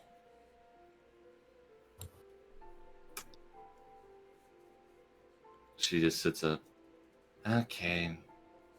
I guess I should probably go sleep off the rest of that draft. Probably a good idea, yeah. Tyr, you should probably go back in the sky, because I think a few people are looking kind of freaked out. There's a dragon sitting on a roof. A little baby dragon sitting on a roof cuddling a human and a Moogle. True. So they're probably more confused than anything else. Kind of glances That's down, fair. and there's like only like two people in the street. One of them is ignoring you. The other one is like just glancing up with a crooked eyebrow. Notices Tyr looking, and then just like, okay, and hurries on. Like, I don't know what I'm looking at, but I don't want to disturb it. She just kind of grins at that. Is like, you know, think about it. When you get bigger, you're probably gonna get people screaming. I mean, maybe. Usually dragons are a good thing. It's only when they have like amber bits sticking out of them that they get bad. It's still a big fire-breathing lizard that flies. come on, man. I'm like a bonga. Don't call me a lizard. This is rude. You know, Grandpa always talked about the bonga in a really bad sense. I don't think I've ever met a bonga, have we? The bartender? The bartender. Oh, the bartender's one. Yep. I'm sorry. I forgot he was a bonga. Like, scratch that bit. So it's just like, I never really understood what his whole deal with him was. Or his thing against elves, because he always made fun of me. I think that was more just their friendship. That's fair. And then there was also that story about saying something about Mika being stuck in a tree.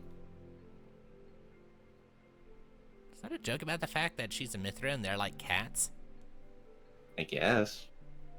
Grandpa had a lot of racial slurs, I guess. Koopa. Oh, then there was his thing with Moogles, the first reaction to Aeon, I remember that. He's just playing in the snow and he hears his name. Huh? Was it remember when you almost gave Grandpa a heart attack when you first flew in front of him and say, "Hi, Grandpa"? I do remember. He was so excited to meet me, Koopa. Yeah, that he fell on the ground and was clenching his chest. It must have been so much excitement. He didn't even want my lollipop. I don't think I was there for this one, was I? Well, no, this was way back when Aeon was a baby. You weren't even probably a thought with Vidofnir at that point. Right. Yeah, that begs a question. If Vidofnir's the mom, who's your daddy? No. I only ever saw Vidofnir around the city. Yeah, I don't know. For being a dragon, I am painfully undereducated on the subject. I'd imagine if it turns out to be Vitra. Cassandra was given an egg, right? Yeah. Like, here wasn't... Okay. Yeah, Cassandra was given an egg by Vidofnir. Like, we don't know who the daddy is or... As like, a reminder, where... Tiamat wasn't the only egg she gave out. She did give out a few others to the other How top many were students. given out? I don't think I came up with an exact number. You can double check your backstory when we're not in session and remind me if we did have an exact number, but I just know that you weren't the only one to get an egg. I mean, I knew I wasn't the only... Sandra, Yes? I have a question. What kind of question? You got here as an egg, right? Yeah? Then technically, wouldn't you be the mama in a sense? And then I was there, so wouldn't I be the dad? I am not calling you dad. And Now, I am son, not... that's not right to treat your father that way. He just, like, kind of wiggles his palm right in front of him. No! You did not raise me. I have wings. Where do you think you got them from? And Cassandra just pulls tear closer. Aww, you know, you were mommy's good boy. My sister, do not make this weird.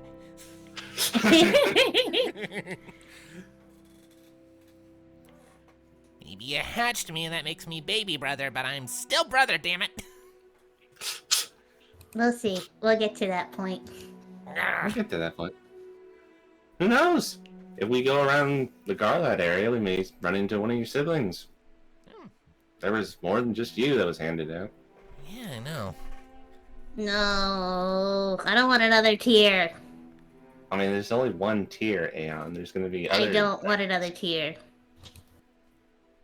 What about a One is Vidofnir? enough. One is enough, yeah. One dragon is enough. Well, I mean, hey, you won't have to worry about that. All my brothers and sisters outside of you two are gonna have their own caretakers. True. And grabs Sandra's hand. No, you need to get warm. You can't stay out here, Koopa. It is at this point then she finally, after all the feelings are in, realizes it is shit cold out there and starts shivering. And at that point, yeah, actually, on that note, as you sort of consider that, you look down and you notice that, like, the patch of roof around you that had, like, several inches of snow when you came up, all that snow has, like, melted in, like, a 5-foot radius around you. Huh?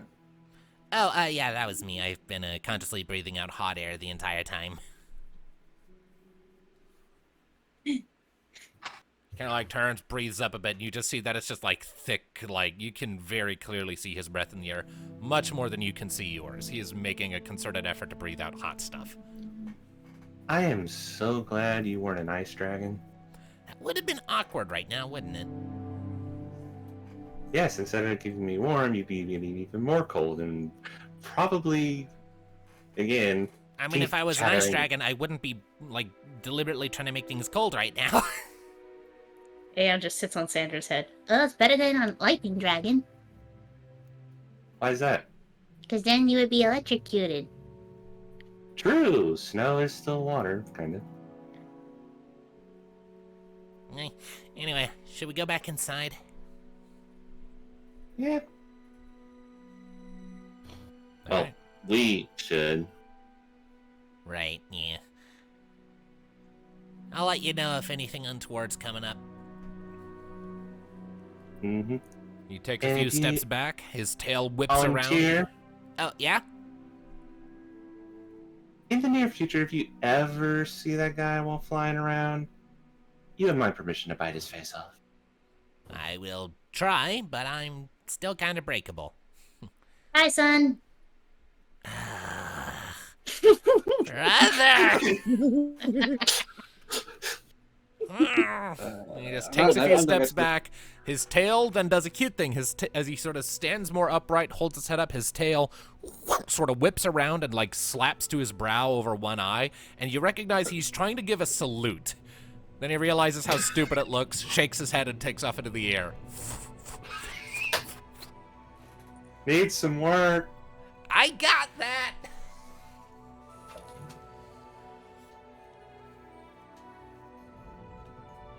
And then Cassandra grabs Aeon. You just grab from his head, he's upside down. Hello.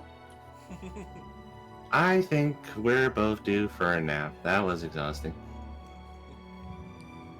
Ooh, nap sounds lovely, Kupo. And now, a nice lollipop. Yee. Just relax and everything. Maybe a bath later. No! It's been a few days, Aeon. It's time for bed. Oh. Why did I imagine him just like sliding off Cassandra's head? He just face plants into the snow. No. All right. So, on that note, I believe we can call that scene to a close. Yay. So, And while you guys go to that, I gotta be out real quick. One second. all right. So, over the next couple of days, as Rosa is recovering, you essentially have some downtime and some time to yourselves. If there's anything any of you wish to do in that time, let me know. Otherwise, we can just move forward. Can I check in on Rosa? Sure. Oh boy. I just go and knock on the door and just make sure it's okay before I go in. Like a couple Time would hours it later, be when you she come does up. this? Yeah, a couple hours later, you come up to the door, give a few little knocks. Rosa would not hear it. She's sleeping, unless Tom decides Rosa is awake now. She's probably sleeping. Then okay, Kunara, you hear it. Although I will point out, what time would this be? At this point, it'd be a little afternoon. Who is it? It's me, Kupo. Oh. Come in, Aeon. He just opens the door. And just closes it behind him. Sound effects. Hi, Kuna. You do wonderful at him. As you do, and you probably see Kana, you notice she's not in her typical, like, full-on armor. Just like in leather gear, and fur's looking scruffy, and she's looking pretty haggard still and stressed. How's Rosa doing, Kuna? She's sleeping and would need more time to regain her strength. She would be able to walk, soon, but in a fight, I wouldn't recommend it. Well, she needs to rest. The more rest she gets, the better she'll be. Part of me's been debating to myself.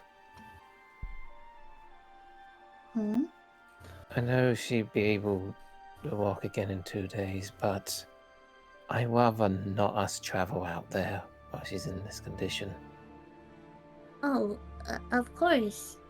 I understand, Kupo, and I'm sure the others will too.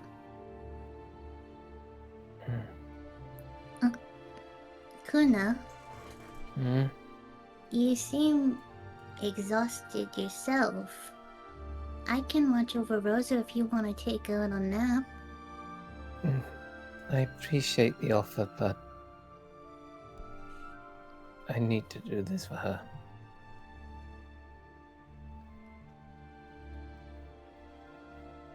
After all, I need to somewhat make amends for this.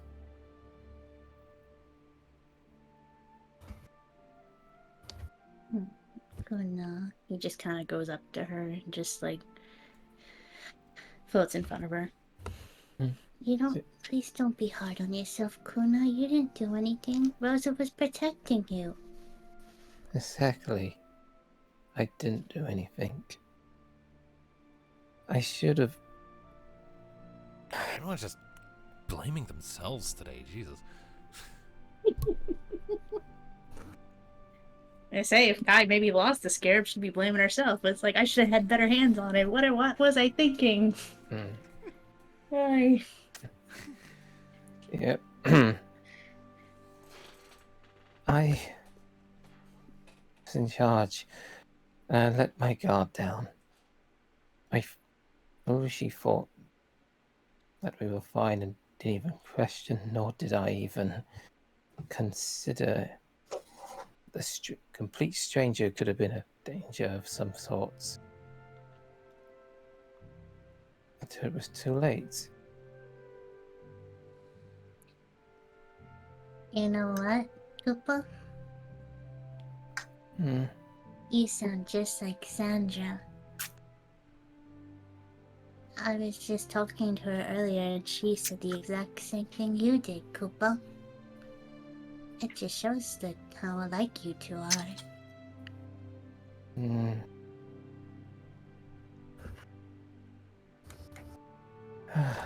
That must be one of the worst mentors ever.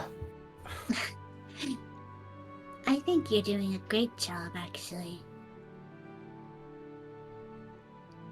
You're teaching her to be a leader. But in order to be a leader, you have to make mistakes. Right? Why? I mean, you're perfect the way you are now, right?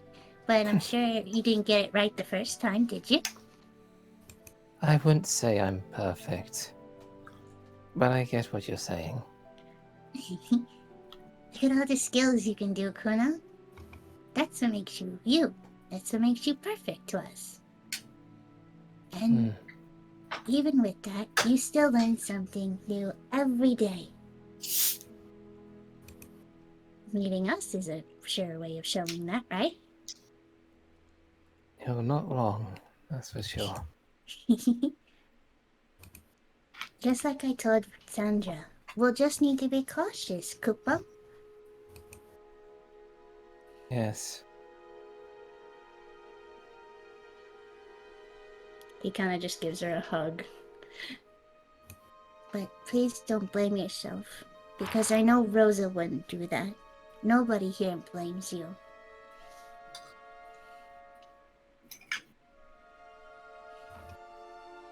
I certainly try.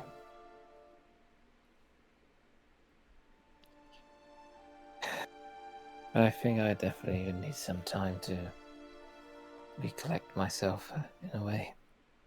Is there anything I can do to help? Well, I suppose You could get something from the kitchen in case Rosa gets hungry. Sure. And what about you? Are you hungry? I can get you something too. Sure. Yee, Kupo. I'll be right back. He starts to float up, and then right before he leaves, he goes up to Rosa and just gives her a little kiss on the head. Aww. I hope you feel better soon, Rosa. We'll be right here for you.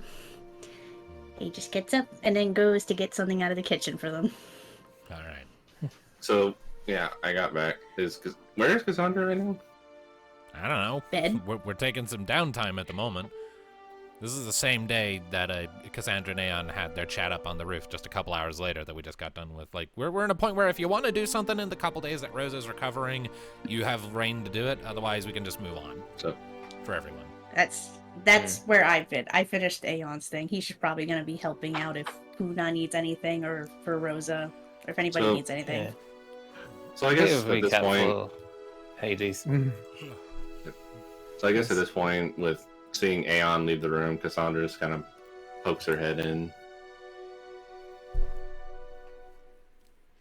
Alright, I guess without recap, you pretty much see what Aeon has seen, but in this case she has a bit more of a fake smile, but still looking scruffy, out of a full-on metal armor into like some leather gear she wears under it. And yeah, just by the bedside of Rosa, keeping an eye on her. She just goes and sits next to her. You feel like shit too?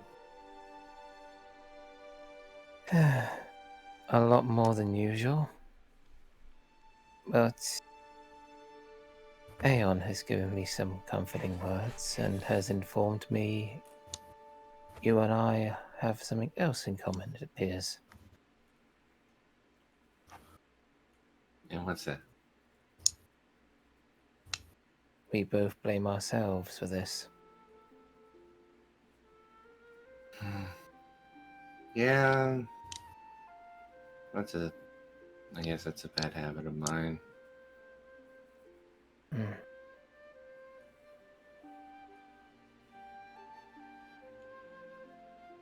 Aeon tends to find the words that you need to hear, though. Certainly some kind words indeed. Especially some that remind me when my mother was still around. At least learning how to be an efficient leader. I think you got it from Dad. Dad always knew what to say when I was upset.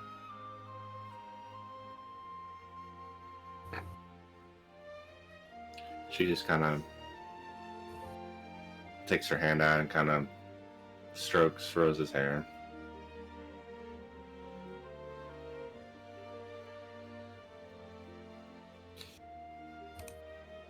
I was...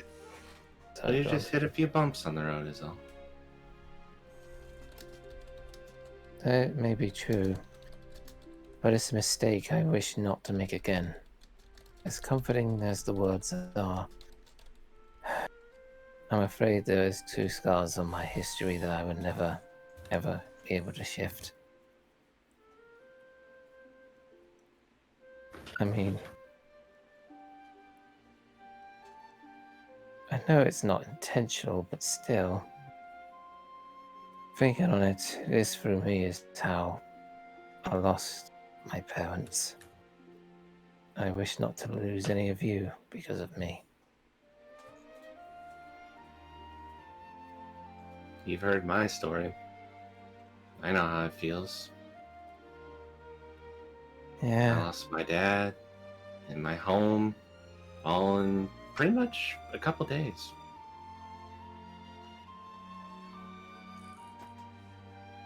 at least you have a time gap. Although, still hurts thinking about it. I can tell from experience, no matter how long it is, it always hurts. Grandpa always told me, even after years of training that he did, when he finally went back, it still hurt.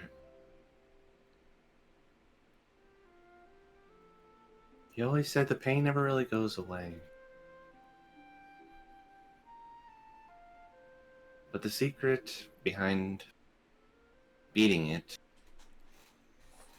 is to drown it in something happy. Family, friends, love. He always told me if he never met any of the other warriors of light, probably would have went down a much darker path.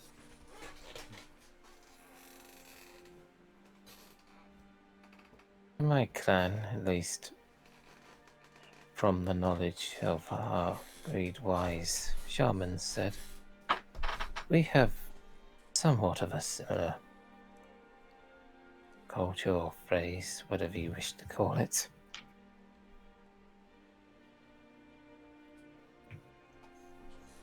Or if we feel alone and mourning over the loss of those we care about, they say we should look to the stars and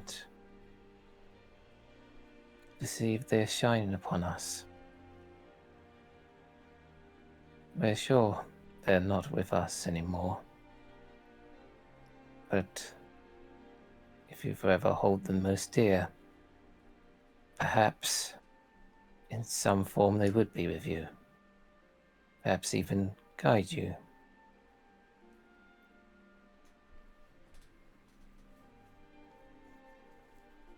But you don't get to see them again.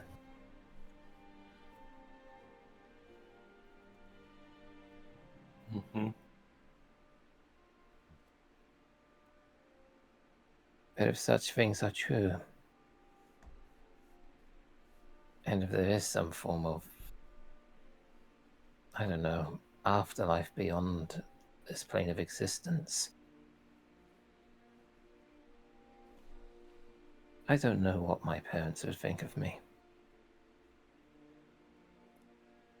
We all return to the life stream, where our souls are born anew. That's what our belief is, at least on this continent. I think your parents would be proud of you. Banishment and all alone, but look at you now. You have friends, you've helped people, you helped save people from enslavement. That is true.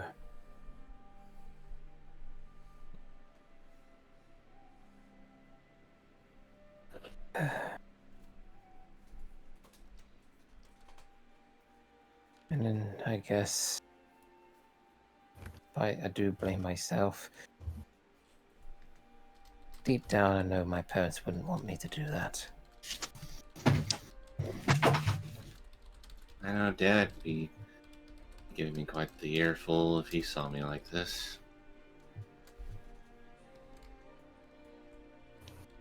Yeah, my mother definitely would. She was always the more in control and serious type. Especially during those times when me and my sister have to train. After all, there's being a confident leader, but you also have to keep up with your training. And she always used to correct me.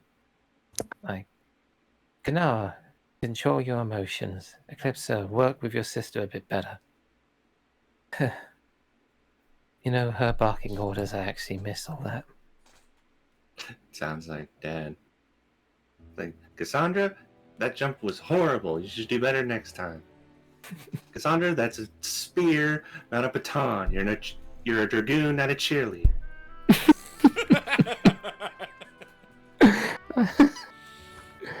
Okay, that one is new. I mean, seriously, can you see me as a cheerleader? Yeah. I Really? haven't. no idea what a cheerleader is, but it sounds amusing. It's a travesty, let me tell you. Kupo, Kupo, Kupo. Remember when King was his cheerleader for a scene? Oh, God. I will be king and queen, the best of both things. Indeed. Although, since you're on the topic of fathers. My father. He can be stern but fair. Definitely has a bit more of a humor to him. And he surprises me. Where most of my kind should fear the humans or just stay out of the way, there were moments when we were unable to escape their gaze, but some weren't shy and just turned and walked the other way, but others, it was strange. In that one moment, they talked, laughed, and it's like we weren't enemies. I thought to myself, if my father was able to do such a thing, perhaps someday the rest of the clan could rest in peace and not worrying all the time. They get to finally settle down and not having to move.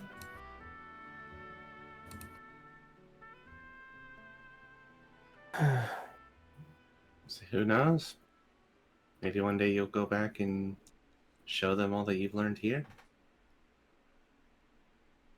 Perhaps. But there is still Eclipser.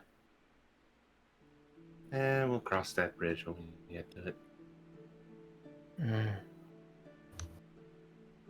For I fear whatever plagues me is plaguing her. Probably worse than I, though.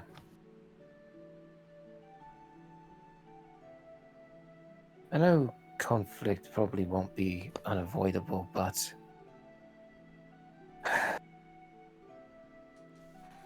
I still want to try, you know? Yeah, I really respect you for that. Hmm. Despite everything she's done, you still want to try. There was a time where she was a sweet sister.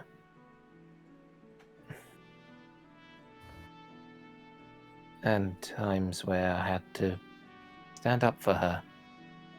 You see, she didn't always have it easy, which is why I felt bad for her.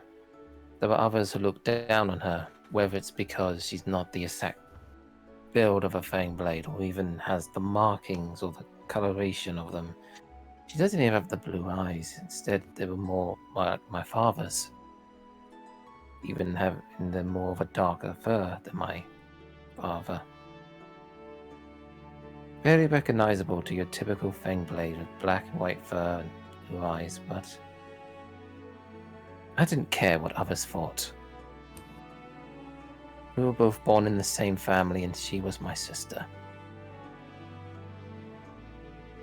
And I was going to do everything I can to ensure that they know that.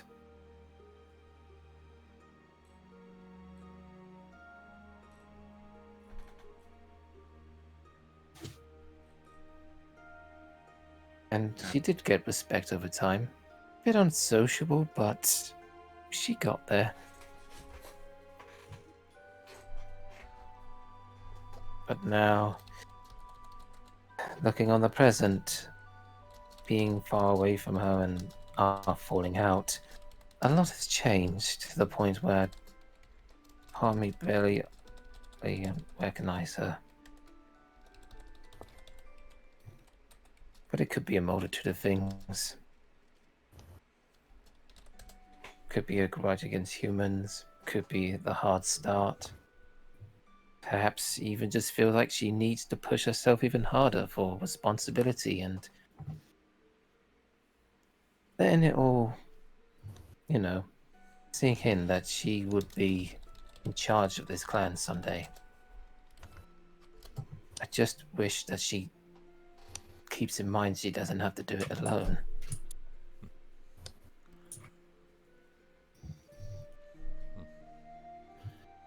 Well, Cassandra just gets up. One day, you two are gonna meet again, and hopefully we can help you knock some sense into her thick head. As you go to get up, Rosa's hand grips yours lightly. Stops you from getting up. It appears she doesn't want you to leave just yet. Is she awake, or is she just doing this? You see her. She's grabbing you. You see her eyes like half lidded open, but clearly kind of like half asleep, half awake, kind of not entirely conscious, but aware enough to see the big purple blur. That's definitely her big sister, and doesn't want her to go. Oh. If you like, Cassandra, you could stay. After all, Aeon's going to come back with some food for us, and I think... Considering how long this company. conversation's been going, Aeon would have come back a while ago, I feel like, unless this No, conversation happened later. Unless... I have an idea. Well, we of don't my know. It's entry. Aeon. What is he doing in the kitchen? I was going to Just say, I have an my entry. Unsupervised Yeah, Aeon. what do you got, hon? Let's hear As it. soon as that wording comes out, it's like, Aeon will be back real soon. You just hear the door just go... Doesn't, like, slam, but just, like, quickly more opens. And he's got, like, a whole tower of food. Okay, I got everything out of the fridge, Kupo. What would you like? What would Rosa like? The fuck is a Wait. fridge, first of all? Oh, well, I don't know where they store the food. The cold box. It's just a room. Cold, I mean, meant they probably have cold fridges box. in Emblem. No, the pantry. He raided the pantry. Pantry, Oh. cold box. I found whatever food looks like food, and I brought it. Oh dear. Oh, I made another mistake. Why did I leave you unsupervised? Just a big tower of food. Oh. You didn't seriously take everything they had in their pantry, did you?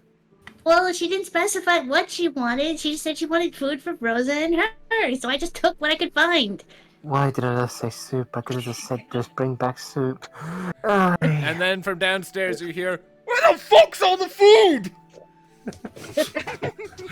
And on that note, I think we'll call that scene. Because Yeah, no offense or Kanaz anything, is Darkness, you were getting kind of rambly there for a while. I'm It's just reminded of the boat again. I love it so much. Yeah. We can All introduce Aeon to fridges if we ever go to Lindsalem. And at this point, Kanar's just like all crunched up, like, oh no. All right, before we Head down. Okay, before we resume, I need to be right back. I need to hit the restroom, and I'm gonna get a snack, but then we can resume. Oh, that's good. Did I do good with that? Yep. That was awesome. Did you seriously take everything out of there? I found whatever was food and I brought it. Where's all the food?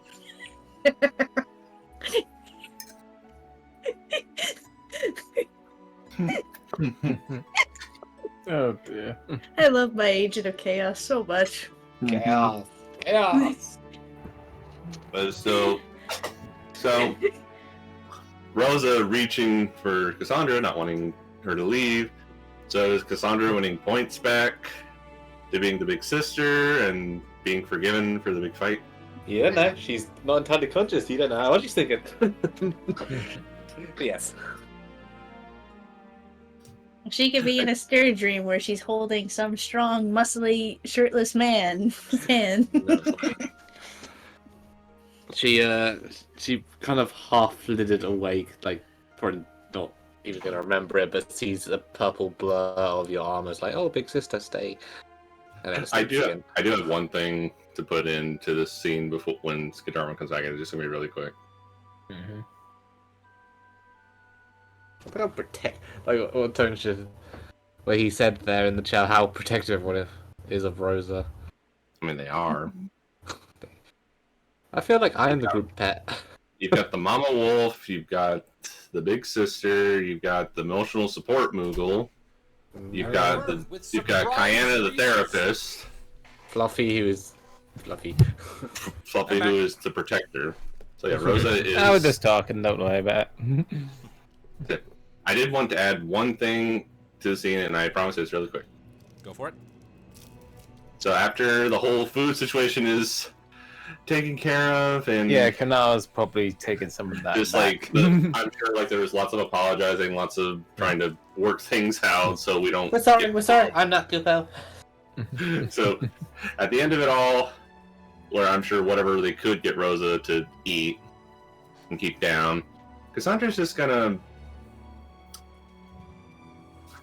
you know what, just Cassandra, not under the blanket, just kind of lays down with her and just holds her close Oh. and just pets her head as she tries to get Rosa to fall asleep again. Yee, that's sweet. And scene. Kanal's Yeah, seeing this and just. at this point in my life. And Kanal's Nobody just seeing can this from the doorway. She comes back and is like, just smiles and thinks in her head, "Yep, Aeon is right. We have a lot in common." All right. On that note, that scene ends. So many emotions this go around. Indeed. Yep. Is there Oh, anything else really? anyone wishes to do I'd do this that. day?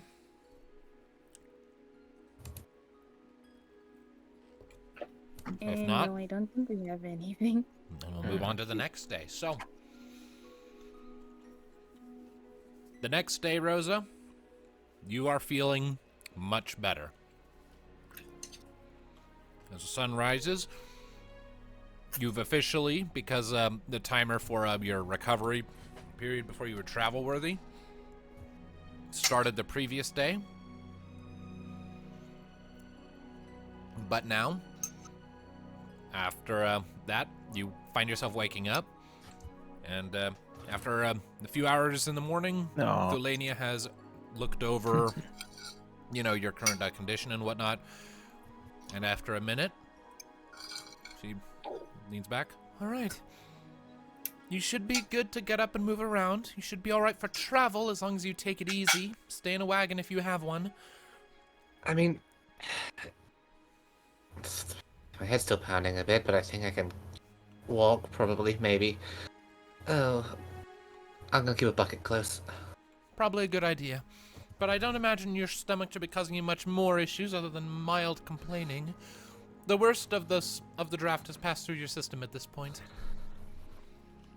Yeah, Mostly the rest is Thanks. just your nervous system dealing with the damage it left in its wake. But that should be resolved within the next week. Just take it easy, thanks keep for yourself the- warm. You should be fine. thanks for your help. I'm an apothecary. It's what I do. And don't worry about paying me. The innkeep already took care of that. Oh?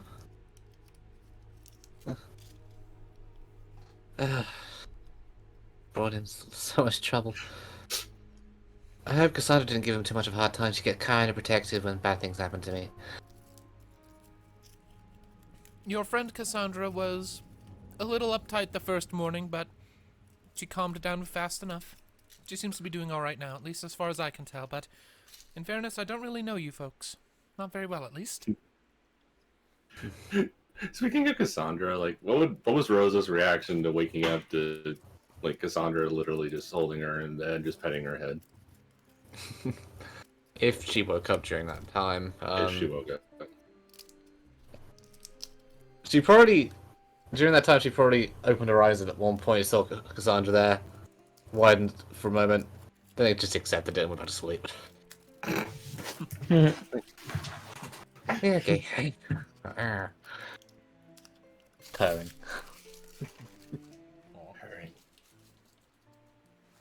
The others downstairs? Yes, they've Oh, all been no. up for a little while now. Your bird is going to suffocate you with love. Oh, yes. But yeah. Oh yeah. So this is like the next day, correct? Yeah, it's the next day. This is- I'm assuming everyone right now is currently Well, just having food. Oh. I think I've slept enough for ages. Just take it She's easy. gonna tend There's still some lingering shock in your system, and you have been lying still for a couple days. Your muscles will have atrophied a little bit. Not much, but a little bit. You might find yourself a little wobbly on your feet. Don't be afraid to look for support if you need it. Lean on something if you have to. I'm half cat. We're meant to land on our feet. Selenia raises an eyebrow. Oh, I'm Mithra. I'm allowed. It's true what they say. Medics are the worst patients. I think I've been pretty upstanding. I mean, what have I done? I haven't fought you, or... Well, for one thing, you haven't had the chance. You've been unconscious the entire time, but the moment you've been awake, the first thing you do is try to dismiss one of my instructions by saying, I'm a cat.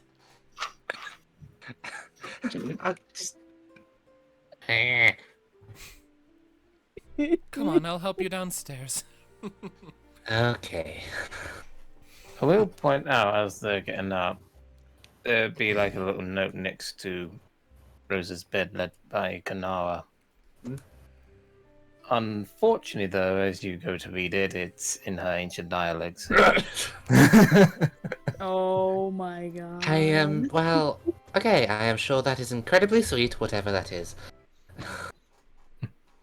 Thulania looks it over for a moment. What am I looking at? Is this scribbles? It's Lupin dialect. I don't know that language. Neither do I. I should get a translator. She's downstairs and she wrote the damn thing. She is. Let's go then. So downstairs for the rest of you, you just got done enjoying a pretty hearty breakfast. And you've got sort of a packed up breakfast to go already, courtesy of the innkeep for Rosa. It's basically just it's basically just some dough that's been rolled up, has a few hard-boiled eggs stuffed inside, and like a sprinkling of like bacon bits inside. So dough with boiled eggs and bacon inside. As Rosa and the apothecary make it to the bottom of the stairs going into the main room, can I just have it? They just hear this loud. Sure. Rosa just kind of stops the apothecary who's helping her to... Is it too late to go back to bed? If you stay in bed too long, you might atrophy further. You need to get some strength back in your muscles. Besides, it sounds like they're having a fun time. You don't want to miss out, do you? I suppose not. Depends on our definition of fun, though.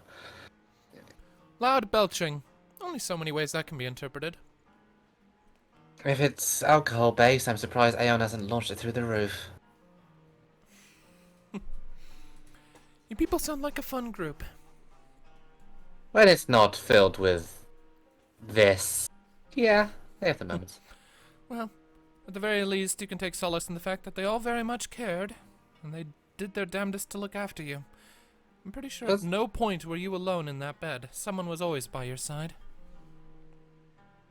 Was Cassandra in bed with me at one point?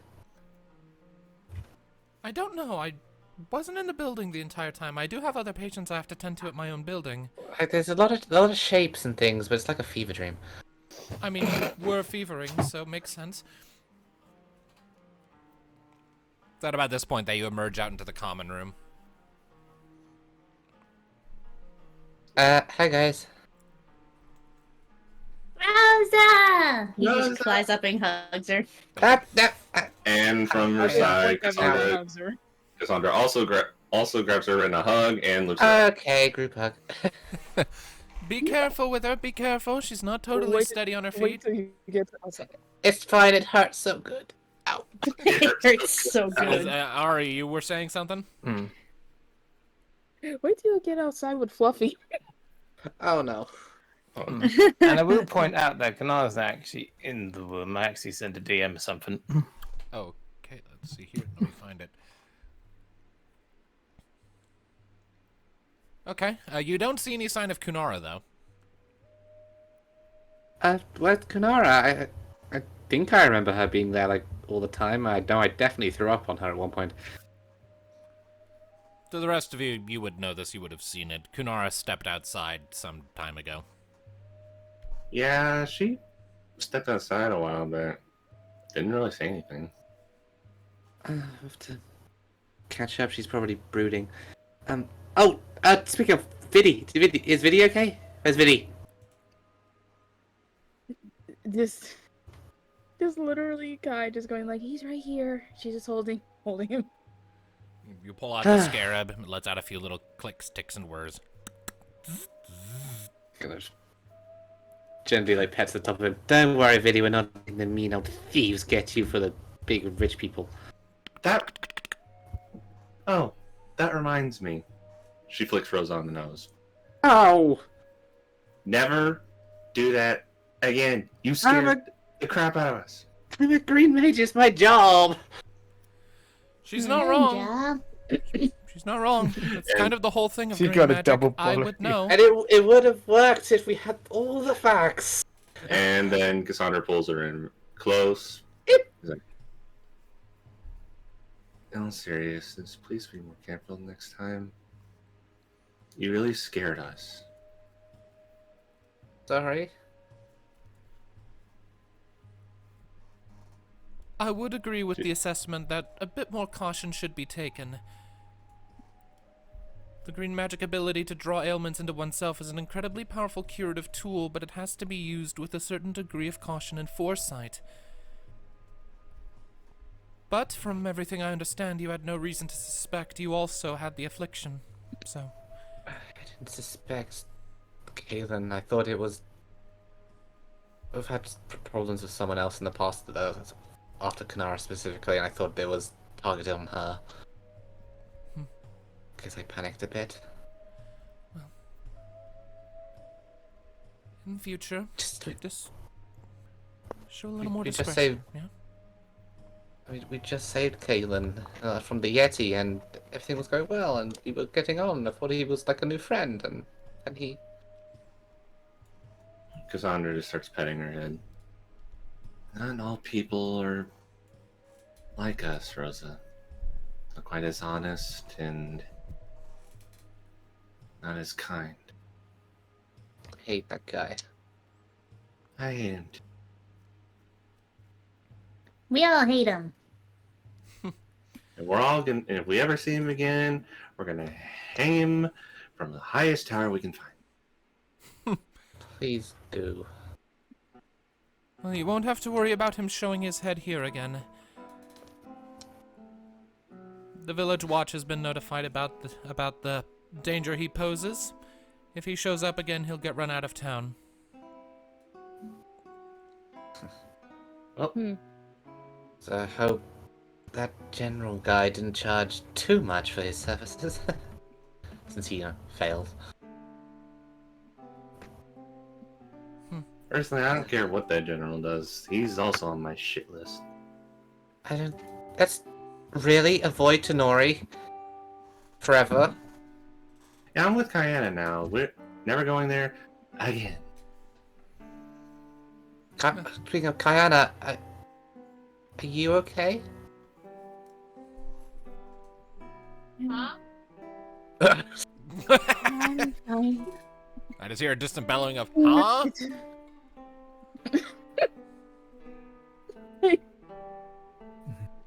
This is what happens when I have the same.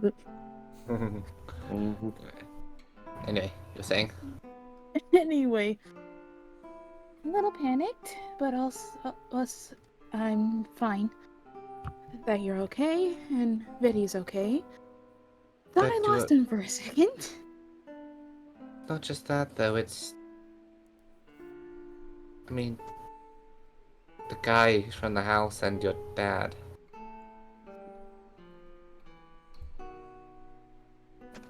Thank you for reminding me. She's like kind of eye twitching, her right eye is twitching. Yeah.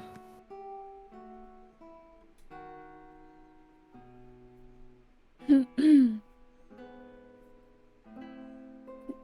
like, thank you for reminding me, but I'd rather not think about it so I don't have to get angry than I already am with my own father.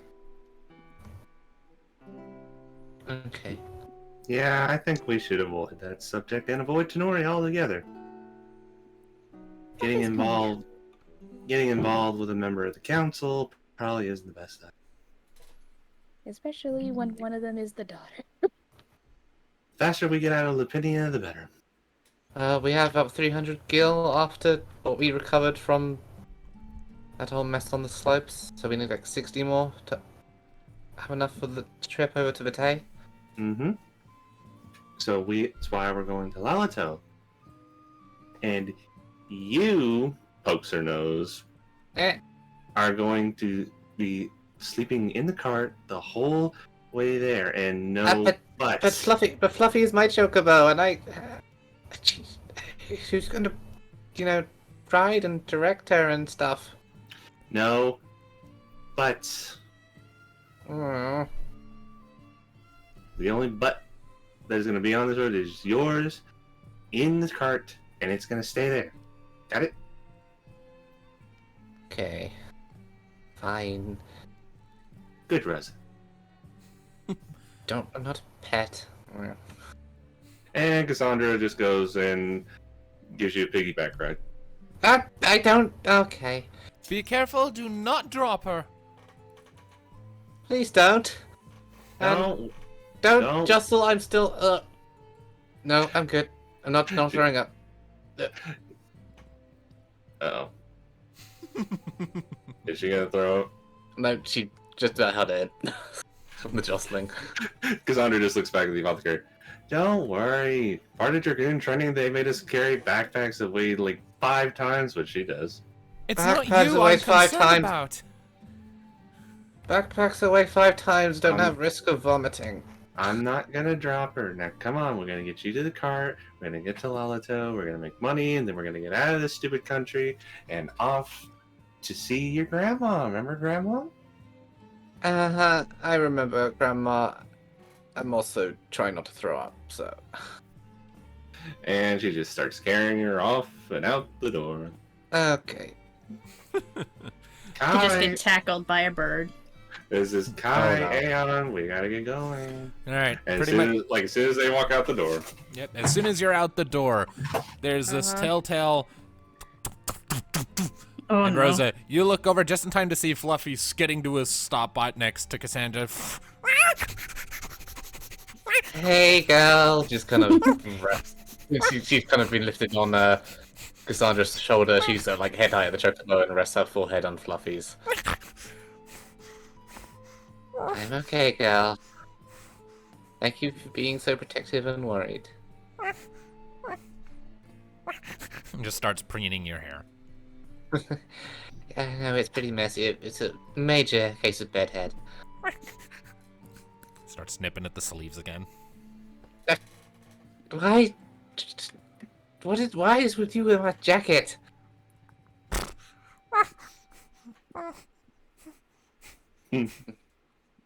Oh.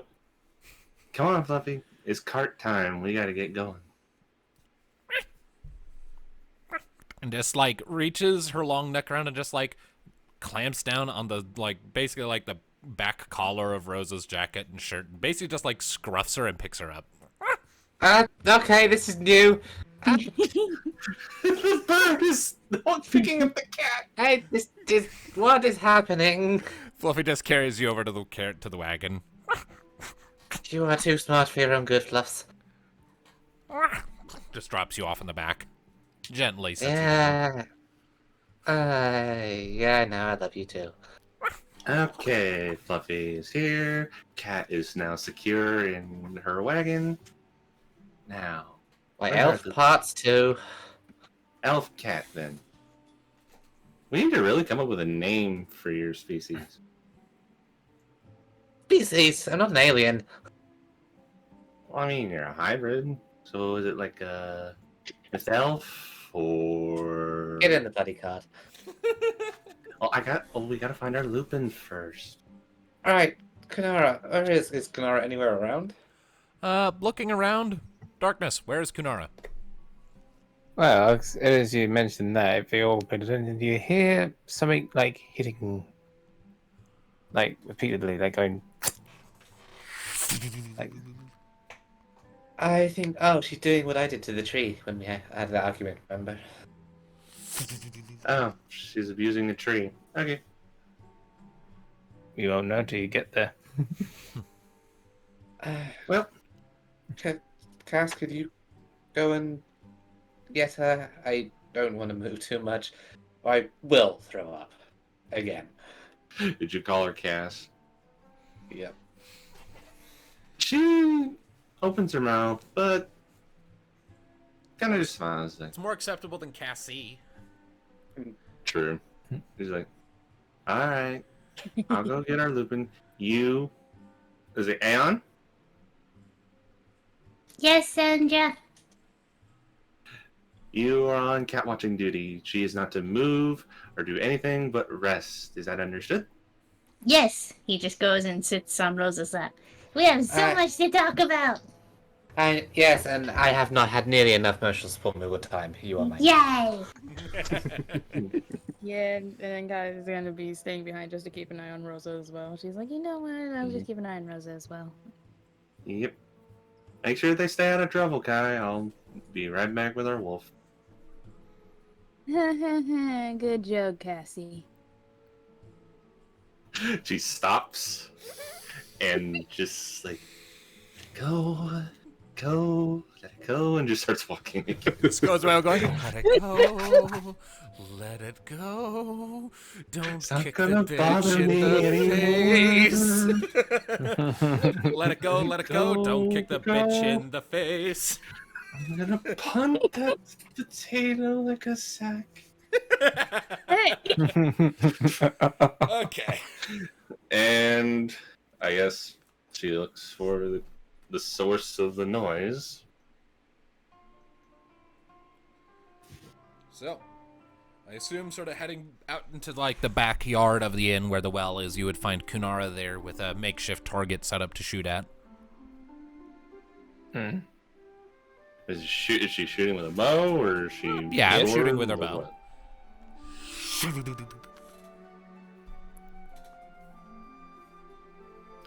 Kind of moves up behind her.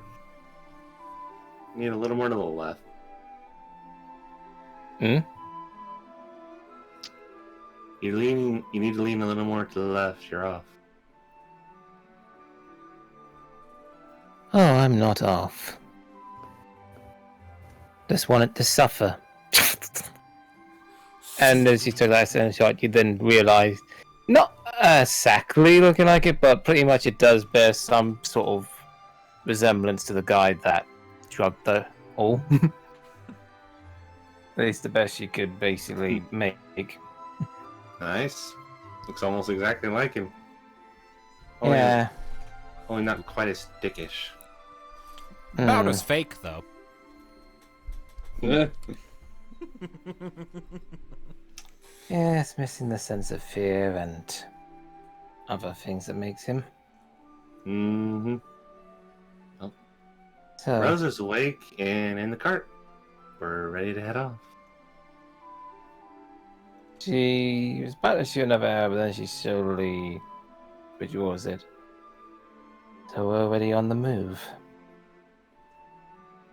Honestly, the best thing for us right now is to get the money for the boat and get out of Lupinia as soon as possible. As soon as we're out of his range of influence, the better.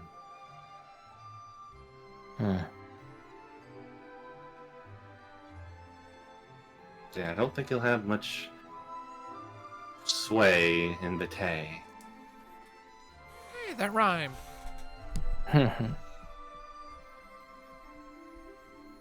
With that, she silently walks up to the dummy, picks out all the arrows, and as she went and put her bow away, she took a quick swoop of her sword, then puts it back and starts walking to the cart.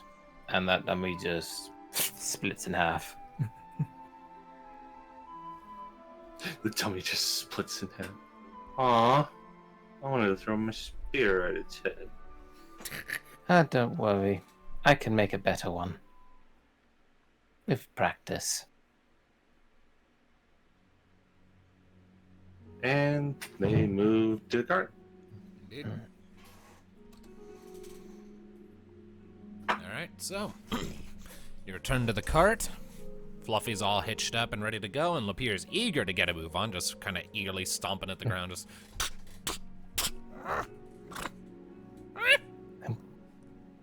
And seeing as Rosa has been confined to the cart, Cassandra gets up and takes the reins.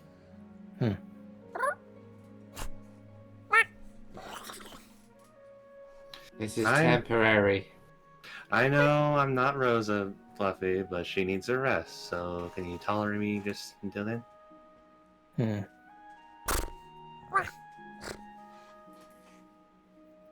Before Kanara gets into the cart with Rosa, she walks up to Fluffy and pets her. Even giving her a geisha pickle.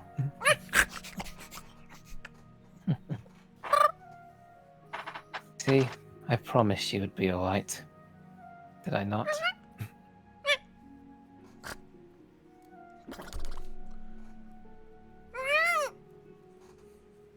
Fluffy is very eager to get moving. And be good for Cassandra. Alright, get your wolf butt in the cart and let's get going.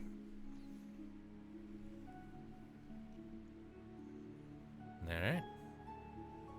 I'm probably rather on the move. Yep, so with that, you hop up into the wagon, and after that, you give the reins a little, just a gentle little whip, and with that, Fluffy gets the idea, and the wagon starts lurching into motion. You start making your way out of Sassafell. Rosa, I assume the apothecary and the bartender are probably seeing us off and giving a wave as we're going. Yeah, probably. So, back out into the world you go. Thanks, all of you, for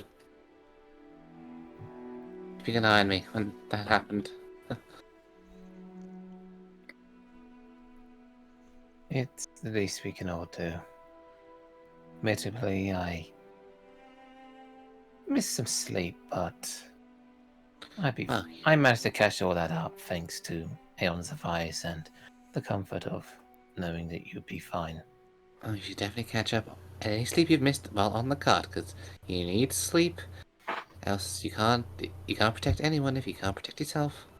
Don't worry. I've done some interesting target practice with a dummy. I'm a bit back of the form. Alright. Just let's be careful about who gets us food and drinks in the future. Because that whole thing... I'm glad you brought that up. No offense, even if it is from an old friend or family member, I would like to expect any form of food or drink. But perhaps with your magic you can also help with that before consuming. I can. After I just all, don't want to repeat that, because the whole thing kind of... When I first woke up, it just felt eerily similar to Marasu. She kind of rubs her neck idly. Yes. Tiermeth just came in for landing. Hey, Tyr. Hey. Hi, Tyr. How you doing, Rosa? If I said I was well, I would be lying, and we've all agreed not to lie anymore, so... been better. But having this little squidge helps. Squeezes the Moogle. Room for one more squidge? Yes. He kind of comes up and does the noodle coil wraparound thing. He may be scaly, but he got plenty of squidge beneath it. On the topic of squidge. Rests his chin on your shoulder from behind, and his wings just kind of wrap over around both you and Aeon. And while that's happening, Kanara leans over for her own hug towards the three. Oh, this is very warm. All right, it's good to have you back, Rosa. All right. I'm glad you weren't poisoned to death by an assassin. Yes, please. Don't remind me and do that again. Let's be more cautious. That would be most appreciated. Oh, for sure. We're going to be more cautious. All right, so with that, you continue on your way. It's going to be approximately a 3-day journey to Lolo.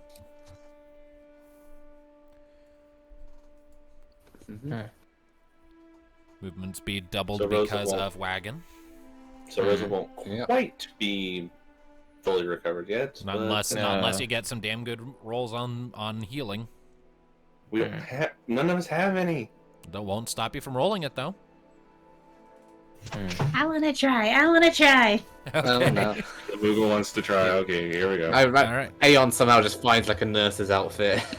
All right, so end of the first day. Mystic, I need you to make a healing check. You are free to add Okay. destiny to these if you feel like it is a worthwhile investment, but I will leave that to your discretion. I just love the thought of Aeon just designated himself as Rose's nurse. Just go harder. You want a lollipop? It'll make you feel better. I would love a lollipop. Yee! Oh, I don't have any healing. I'm not gonna do Destiny. I'm just gonna see how this works. 5. 5. Yes. All right. Nope. Yeah. You give The Rose a lot of lollipop, heat. and it tastes good, but it does not. Lollipop and a lot of head pass. Is this better, Kupo? You feel loved, but you do not feel healed. I also would say, just for the sake of it, while they're traveling, Kana pretty much informed her of what she's missed out while she was sleeping.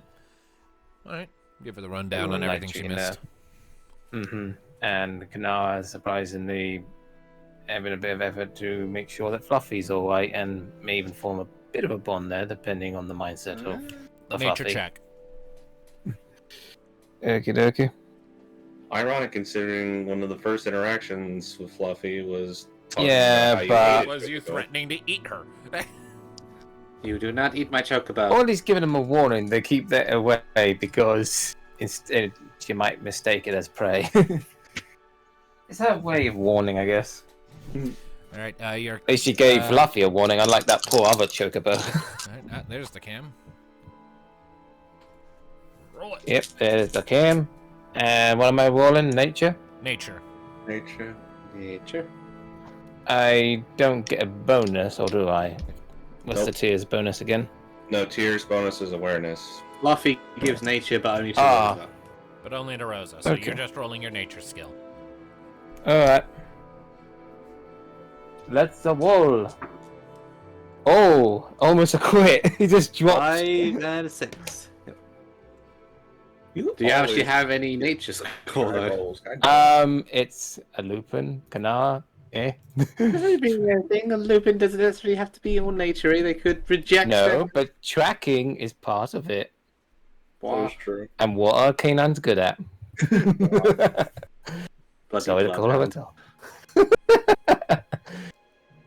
If it makes you Wait. feel any better, Kanar is probably just squinting at me right now. What's your total? That's what I'm looking at. If the sheet just loads, thank you. My nature is 4, so that'd be 15.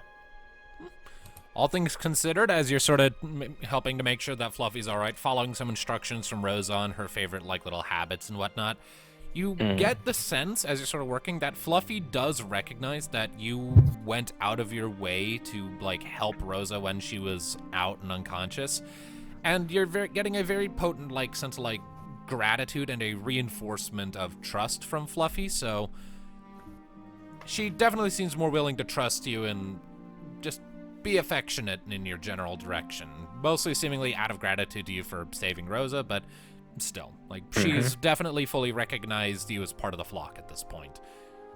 Used to be, like, from her perspective, it was the flock plus the wolf.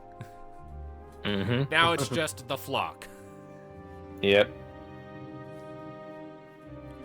All right. So you spend that day traveling over grassy foothills smothered in heaps of snow, passing by dead trees and shrubbery, and the occasional one or two other traveler making for Sassafell to just wait out the worst of the routine snow flurries that keep harassing the region. The next day, you continue your way across as the terrain smooths and levels out considerably more. And you start getting into slightly, very, very slightly warmer climbs, only in the sense that you're getting further away from the high elevations of the mountains, and the sun is out today. It is cold, but not murderously so.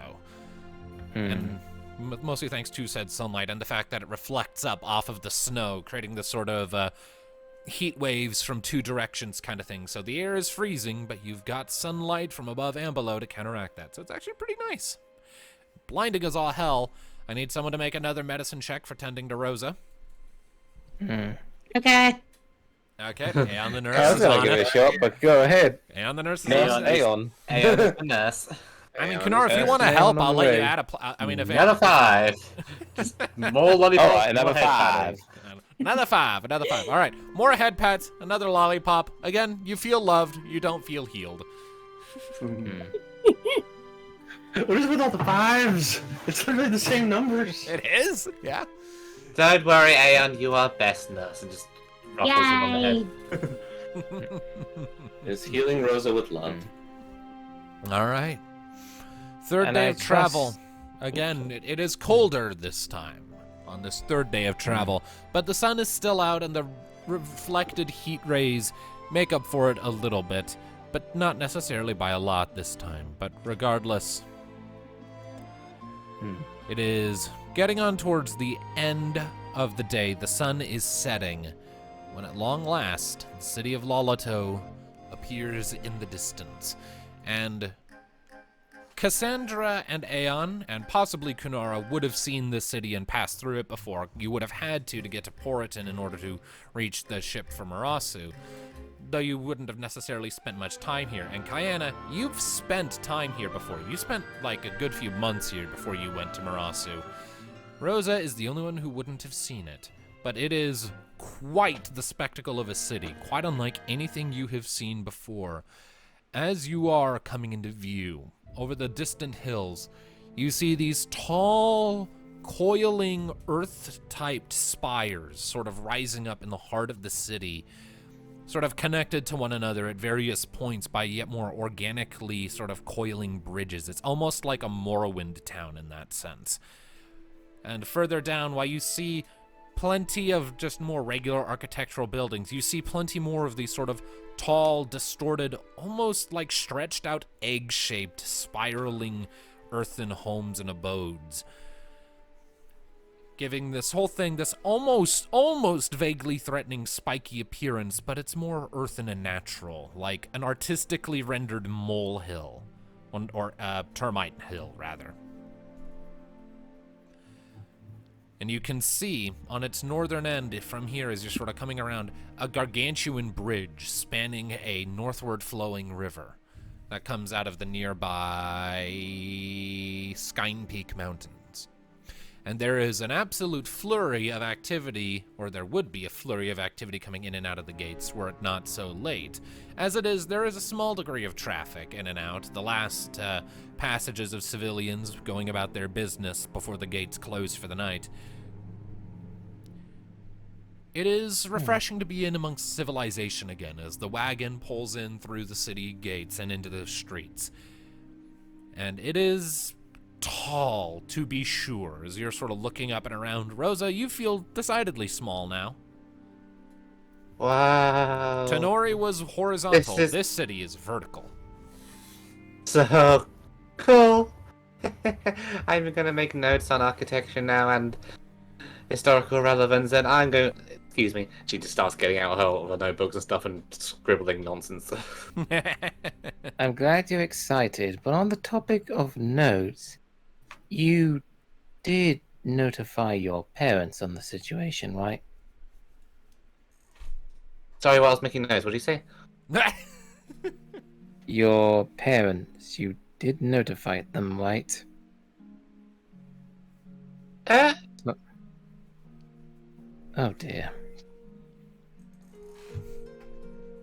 I mean, Is that really such a good idea? I mean, hey, sorry to Mom. touch- Hi, Dad. I OD'd on sleeping draft. And also being Having a great targeted time. by one of the councilmen of Lapinia. Everything's fine here. No need to send bounty hunters to come and forcibly take me home. I'm sorry to hear it's a touchy subject. Oh, speaking of. It has been a while since you've kept up to date, and they're probably wondering what's happening. That was a few days ago, but the last message I sent was, in response to the whole them keeping secrets from me, and, we kind of talked about it a bit, and, I do generally assume that there are other non-important conversations that happen.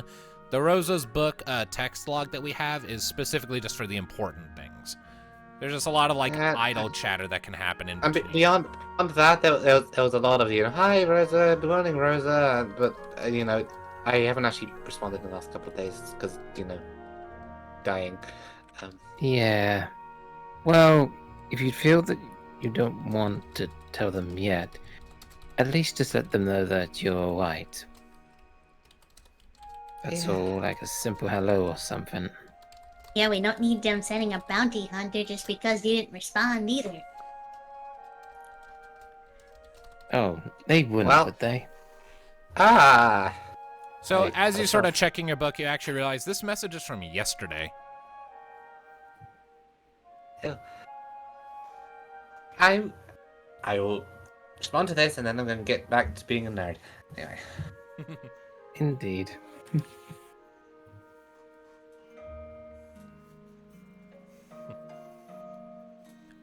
So, outside of that, what's your guys' priority? It is late right now, and most people seem to be turning themselves in for the night. Now realizing this, looks for the nearest tavern or anywhere that could be comfortable for them to sleep. I'm sure there's an inn around here. This is so it's not too pricey. I mean, do you still have the name of the inn that we stayed in? It's been 100 years. The layout has changed and a different inn is here now. I'm currently working on getting a thing set up so I can keep track of things. Actually, I don't remember. How bad was Lolo hit during the Amber Tide? 1 second. What? Oh. Oh dear. The DM has been pulled away. What happened to God? Sorry about that, Grandma wanted to waste my time. Anyways, so, y'all can hear me just fine? Yes. Yeah. Alright, as for how badly this city was hit, it wasn't necessarily hit super bad during the Amber Tide, but it did get hit. But the City Watch was like the defenders were supplemented by sentinels made by Odin. So they were able to hold off the worst of the damage, and any damage they did suffer would have long since been recovered. Yeah. Alright. But the inn that we stayed in is long gone. That one went out of business for one reason or another. Either that or just had a name change.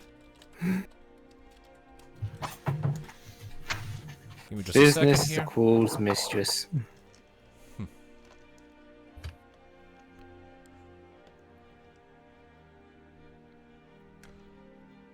Alright, I'm thinking we'll go with...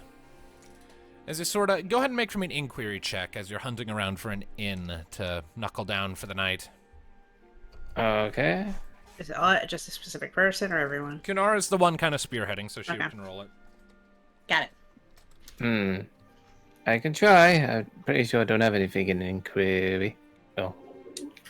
Okay. You'll be Flat fine. D6.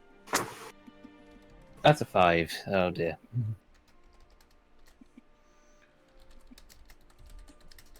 Alright, a 5. Yep.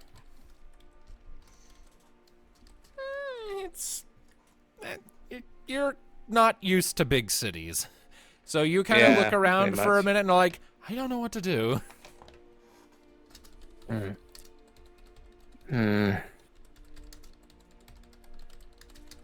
Looks like we're gonna need some assistance on this. I mean, don't get me wrong. I'll try. Sure. Let me wrong. I can search out stuff, but this place is like a maze to me. I used to run away through the streets all the time back in home, so I'll be good at this. We just need I a tavern and an adventurer's board. 7. 7? You guys are not rolling particularly well today, are you? Nah. I mean, we all I just had tried. we had a dramatic day. A Bless few you. days. Thank you. Sneezy kitty. Alrighty. Oh no, she's sick. Not on my watch. Oh, of course I'm sick. I've still got 5 days left. No, you're still sick. You're gonna die. No. No, she's not gonna die. You've got 3 days left. 3 days left. 3 days till she dies. Oh no. No. Dumbass. Oh, All right. dear. Aeon, you make that roll, and you kind of, like, you start off like, okay, I'm gonna find someone and ask, where's the nearest inn? And then you look around for a minute, and you spot, like, a remarkably colorful rat just kind of poking its head out of an alley and are immediately distracted. Do you want to be friends with Charlotte? I don't think a rat would go well with a spider. Can't breathe. Wow. I love the squeak. Oh my goodness. Can I pick up the rat, please? I was about to say it's turning to scamper into the alley. So make a athletics check to catch up with it and catch it. Okay. Catch It's the small rat. enough you can use your Aeon. telekinesis. So add a +2 to your roll. Yes. Okay, so +2, so it'll be a 3 then. Never mind. It rolled a critical failure on its escape check. So the rat turns to run and then just kind of starts running in place and looks down as you lift it into the air. You're gonna be my best friend. Aeon. That is a... What is Aeon. she got there? Aeon, that is a... Rat. I know the rat is adorable, but it is a wild rat that lives here. We shouldn't take it from its home. I'll give it a home. Puts it in the floof. Oh no. It just kind of thrashes and squirms and then disappears, its little tail wiggling a bit as it disappears into the floof. That is horrifying. You know, does it... Okay, it's not gonna die in there, is it?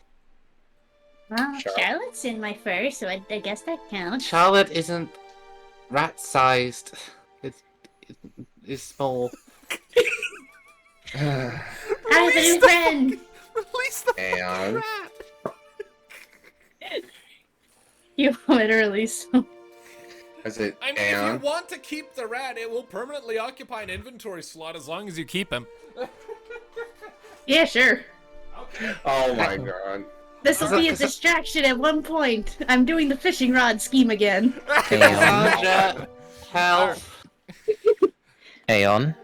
Rainbow rat in inventory. Cassandra is just leaning against the wall. Aeon. What do you want me to do about it? Poor rat. He's got a home. It's fine. It's nice and warm, and then there's plenty of food. Meanwhile, in the floof, this rat is just floating around in zero gravity, surrounded by Aeon's possessions. What the fuck? Let me go! I have a family! I can't breathe. Oh my gosh. Why? You gave Aeon a rainbow rat. What do you think was gonna happen? I literally made a kleptomaniac Moogle. Let me have my thievery, please. Yes, okay, you have the poor fucking rat. It's up to you to feed it. I was gonna say, Aeon. If you're gonna look after it, make sure you keep it fed. Rats like sweet and fatty food, but it can cause health problems if you eat too much of it. Oh no. God. Okay. Can someone else make an inquiry check, please? Inquiry? Yes. I can't. I already did. I guess. First the spider, now the rat. This keeps happening. I love this Moogle. I love him. Hmm. I love that. I literally just took a shit roll just for the fun of it.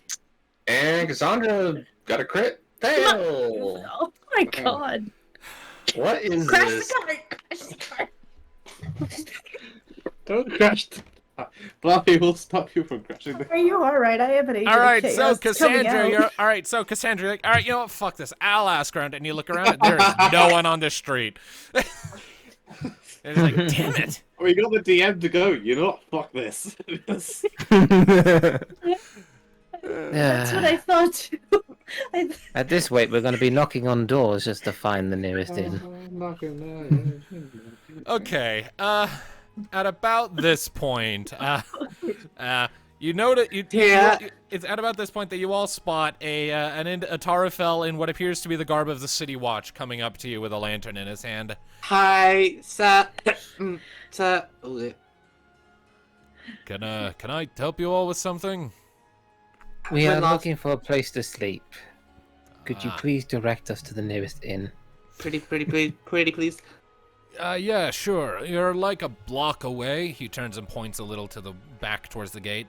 If you head back towards the gate and you hook a right facing in towards the city, then if you go down that street like half a block, you should find the bushy bramble. It's not the nicest place, but it's effective for travelers passing through. Local favorite for adventurers.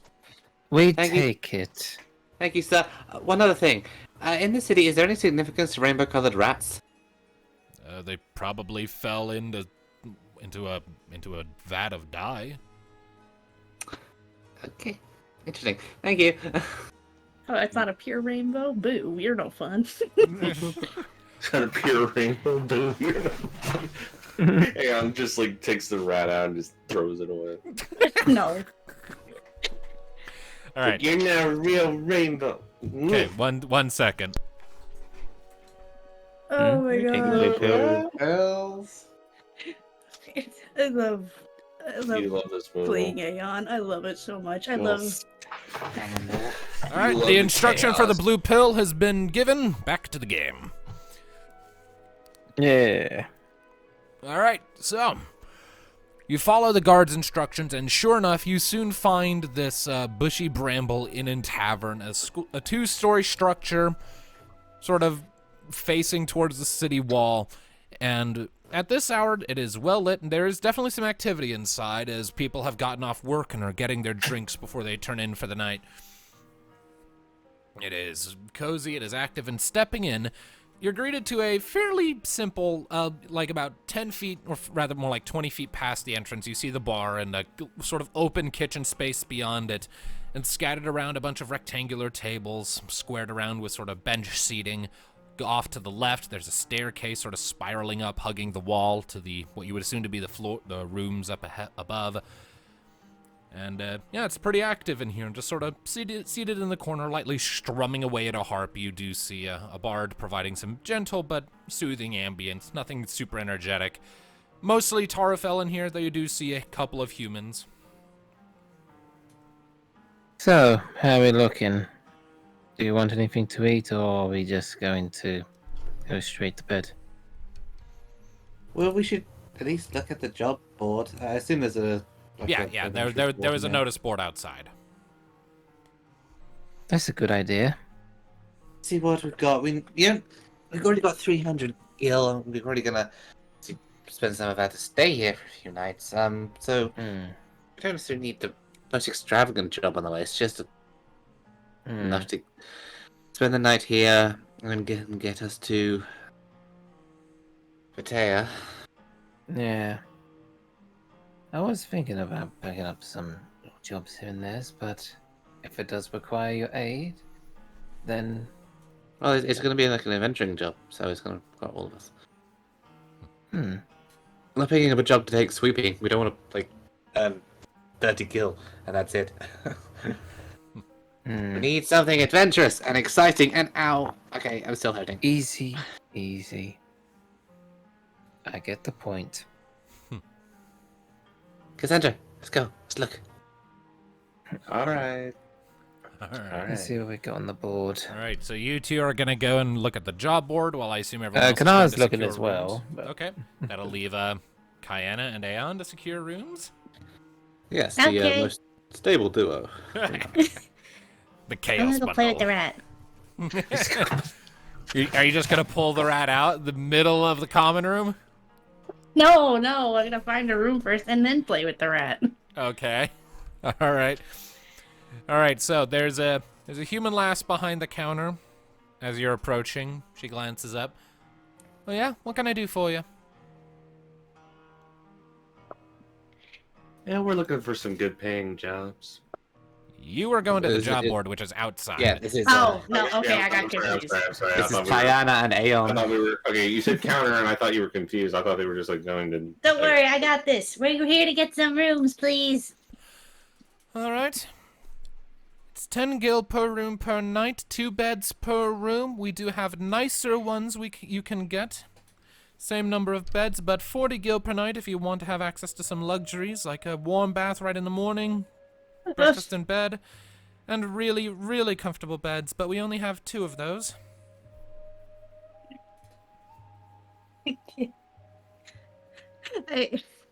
That's gonna bankrupt us on luxuries. Wait, 2 beds per room? 2 beds per room, yes. Okay.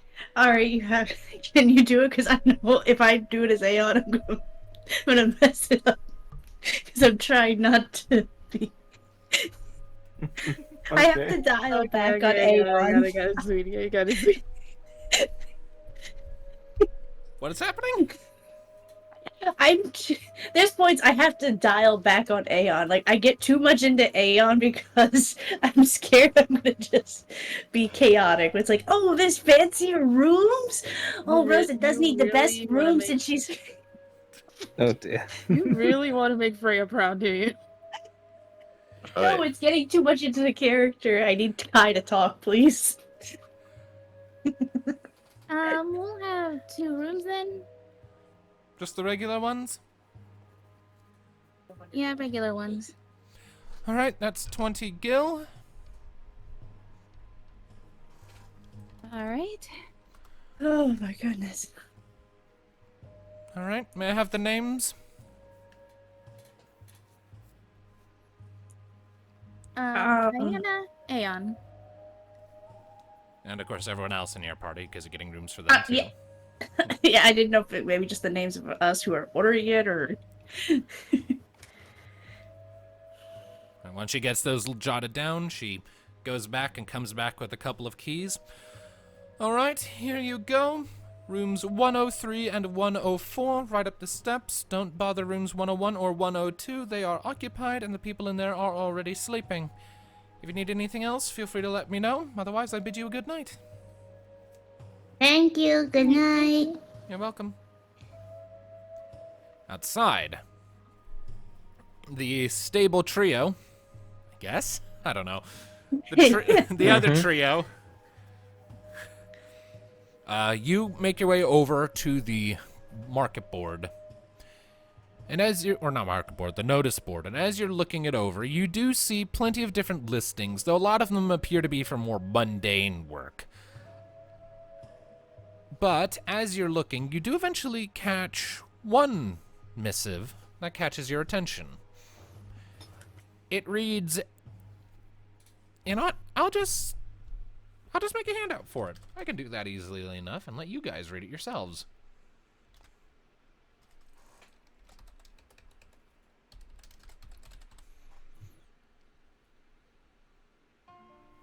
Alright, you should be seeing it.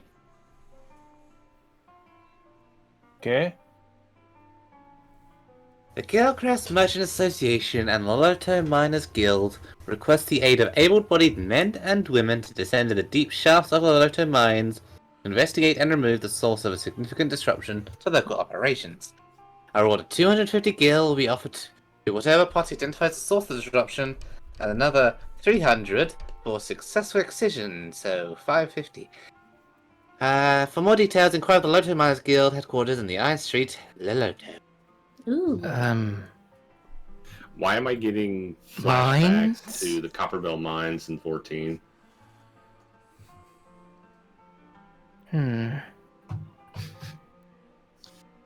Ooh, so we go down underground and see what's going on? If we're doing this, I'm going to have to hang back, I think, because I'm not 100%. Yeah, no offense, I'm a bit worried about this job. Oh, come on, guys. It's It's just a little rock and dirt. It's 550 gil with what we currently have. That will give us enough for the boat and then some. Yeah, you say that, I just got worried that you told us a story about that. Like, it doesn't even say what the disruption is. It just says there's a disruption to local operations. I mean, if we go to this office, we can ask more questions. Well, in the morning. And I do want to. I would suggest sticking around for a few days first to maybe kick the rest of the poison in our system. But I also kind of want us to get out of here as quick as possible because we are still in places where the Umus can find us. That is true. They send one thug to us, they would probably send another in time. So the obvious thing would be to make sure that Rosa's in no condition to be going down in the mine shaft. But I don't want to leave her alone. I mean, I'll be fine. Fine. No. She pats Rosa on the head. I'm sorry, but no. Rosa, you're still sick. So somebody's going to stay up here with you while the rest of us go down into the mine. Split the party? No, hold on. Now, there is one instance in the entire Chronicles of Eno where splitting the party happened and they almost got eaten by a morball. You don't find more balls in a mine shaft. No, but you can find, like, tunneling worms or zombies or monstrosities or things. Rosa, please, don't stress yourself. Don't worry. Potentially, like, half the group going down without, like, healing magics and things into a place of unknown troubles. That stresses me out. True, you are our only healer. Plus, again, even if we left somebody here with you, they'd still be probably outnumbered if they sent anybody else. I mean, if also say it was like, I don't know, Kayana that stayed with me. It'd be you, Aeon, Kasan. It'd be like you two and Aeon going into an unknown situation against gods know what. If this is a very important mission, I am willing to go to get it done, but I don't want to put you in danger, Rosa. Just got you back. So we really have two options. We can A, wait until you're fully recovered, which means staying here a couple days. Or B, leave you and somebody here while the rest of us go down to the mines by ourselves, which, again, is not ideal. Neither one is very ideal. It's a lose-lose no matter which one we choose. I think if we had to choose one or the other and you absolutely refuse to take me down here like this, then I would risk waiting a few days because if only three people go down, it's not just a simple job.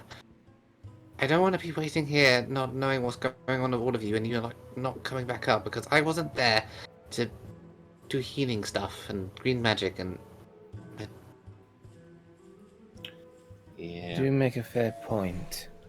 Honestly, talking about it now, it does seem like the safer option is to just wait until Rose is fully recovered. Even if somebody shows up, we'd still have all of us here rather than just one person with her. Maybe we should shift around inns every day rather than staying in one place. Probably. That could work. We could probably camp just outside town too. I mean, let's kill.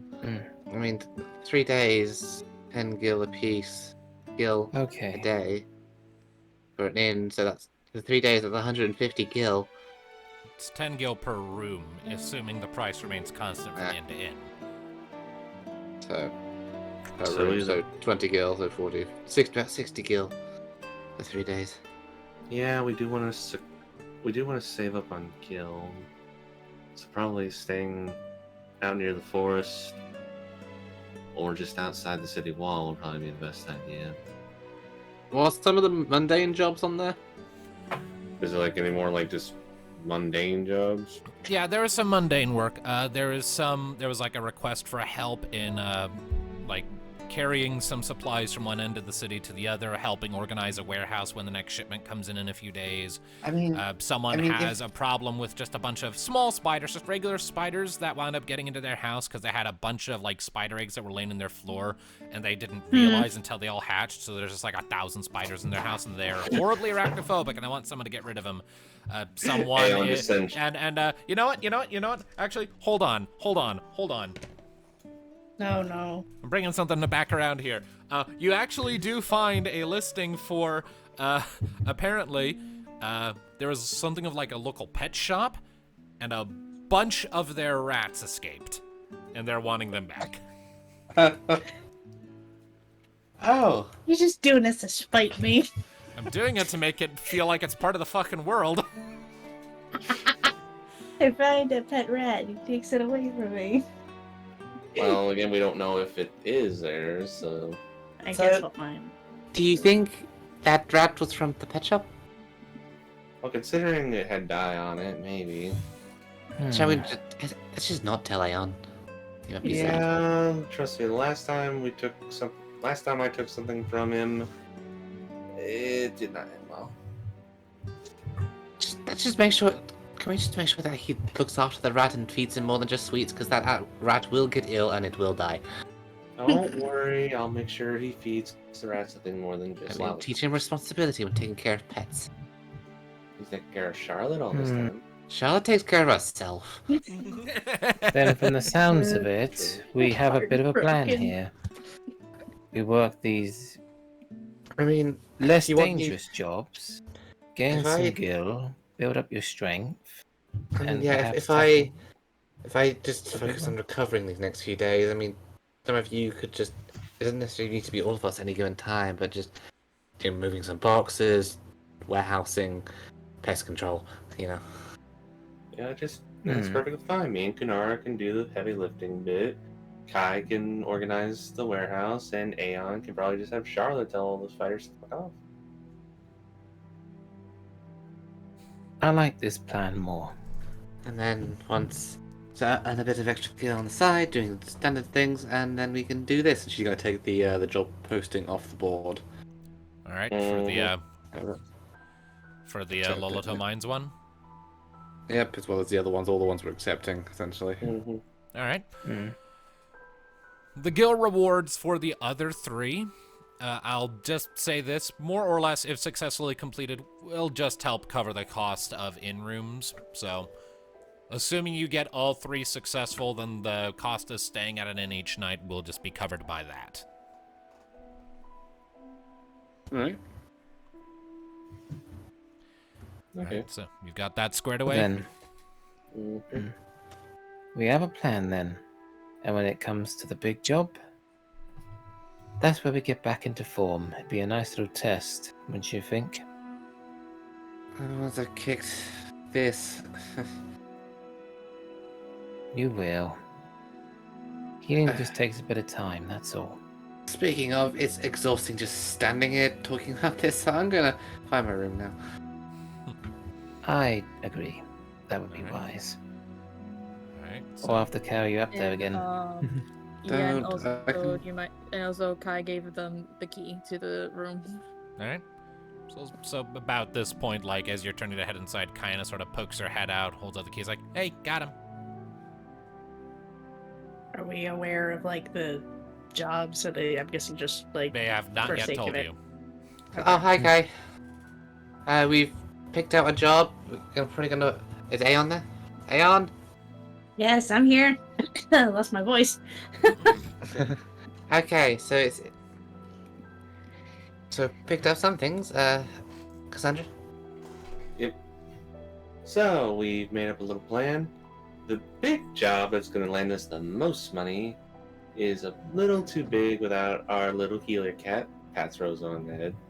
Meow. So we're going to just hold out and do small jobs until she gets up to 100% again. Which means some of us are going to be doing some just odd jobs. Me and Kunara taking the one for some heavy lifting around the town. Passes over to Aeon. Aeon, Yes? these people have spider problems, so maybe you and Charlotte can go tell the spiders to not live there. Ooh, Charlotte would like to make some friends. Maybe she would be able to help. Koopa? Make Yeah, friends. And then- Why? And then it's like, Kai, being an engineer and all that, I'm sure this one of organizing a very messy warehouse is the best for you. What's the Thank big you, job? You thought of me. Like, what did Kai say? Thanks, She's you a- thought of me too well. And then when Rose is all recovered, she pulls out the big one. We go for the big job where we get to go into a mine shaft and deal with whatever's down there. A mine shaft, Sandra? Yeah. We go underground where they dig up ore and stuff to make like gems and gold and stuff. Oh, that's great, Sandra. You're... He hesitates for a second and just shakes his head and just says, Never mind. What? Hmm? I'd rather kind of talk to you about it in private, Sandra. Oh. Oh, Okay. right. Okay then, gang. It's been a long day. Let's all bunk up and get some sleep. We've got a long few days ahead of us. Yes, ma'am. Leader in training, ma'am. And yes, Kanara is legit laughing at that. And as they're moving to the room, it's like, and Kunara, make sure she doesn't stay up reading this time. On it. It's my own path. It may be your own path, but I'm following doctor's orders, and you are getting some well-needed rest, Missy. I am your doctor. Follow my orders. Make sure to give her a lollipop. I can't. I'm done. Not only would she not be given a lollipop with that tone, but I would even stop her having milk for a week. No. And on that wailing cry, the room door closes behind them as they go in. And then I guess the other three just go to the second room. Yep. And Yeah, which guy while has Cassandra to be like- sits down on the bed, Aeon, I guess, is just like, hey, Kai, can you give us a second? Sure. I'll be down over outside.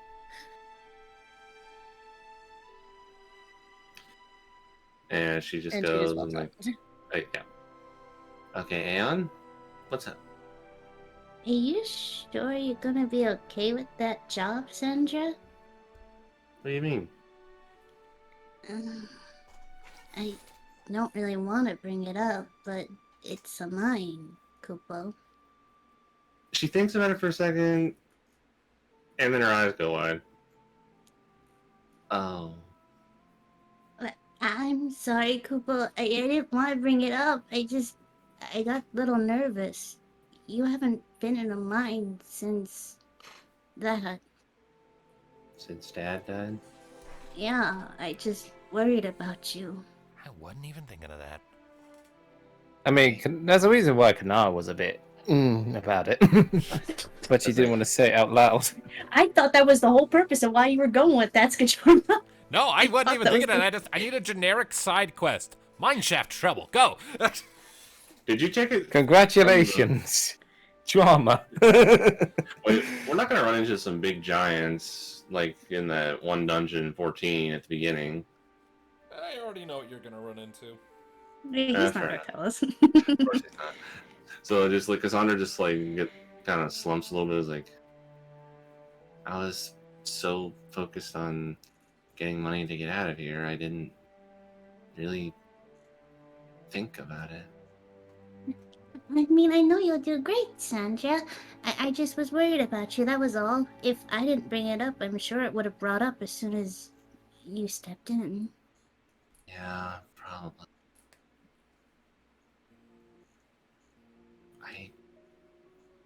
I honestly don't know now how I'm gonna deal with it. I mean, it was the best paying job there was on there, and we really need the money. The sooner we get out of Lapenia, the better. I guess I just didn't think about it. Aeon just kind of grabs her hand. This'll be different.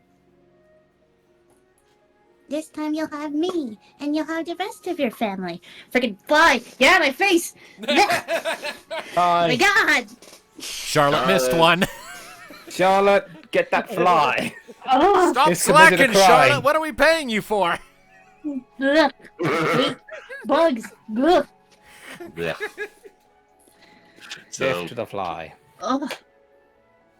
So just like Cassandra smiles and just holds Aeon. Is like, I won't be alone this time. You know, you're right about that. I promise nothing will happen to you, Sandra. Nothing will happen to anyone. I will make sure of that this time. I know you will. I just She-Hulk. wanted to look after my big sister. She picks him up and holds him to eye level. And I couldn't ask for for a better little brother. Who's gonna? And she just holds him and starts tickling his tummy. Who's gonna keep me nice and safe in that big scary mine, huh? I can't if you keep tickling me. Oh, the big strong time mage can take a little tickling. No! It's my weakness.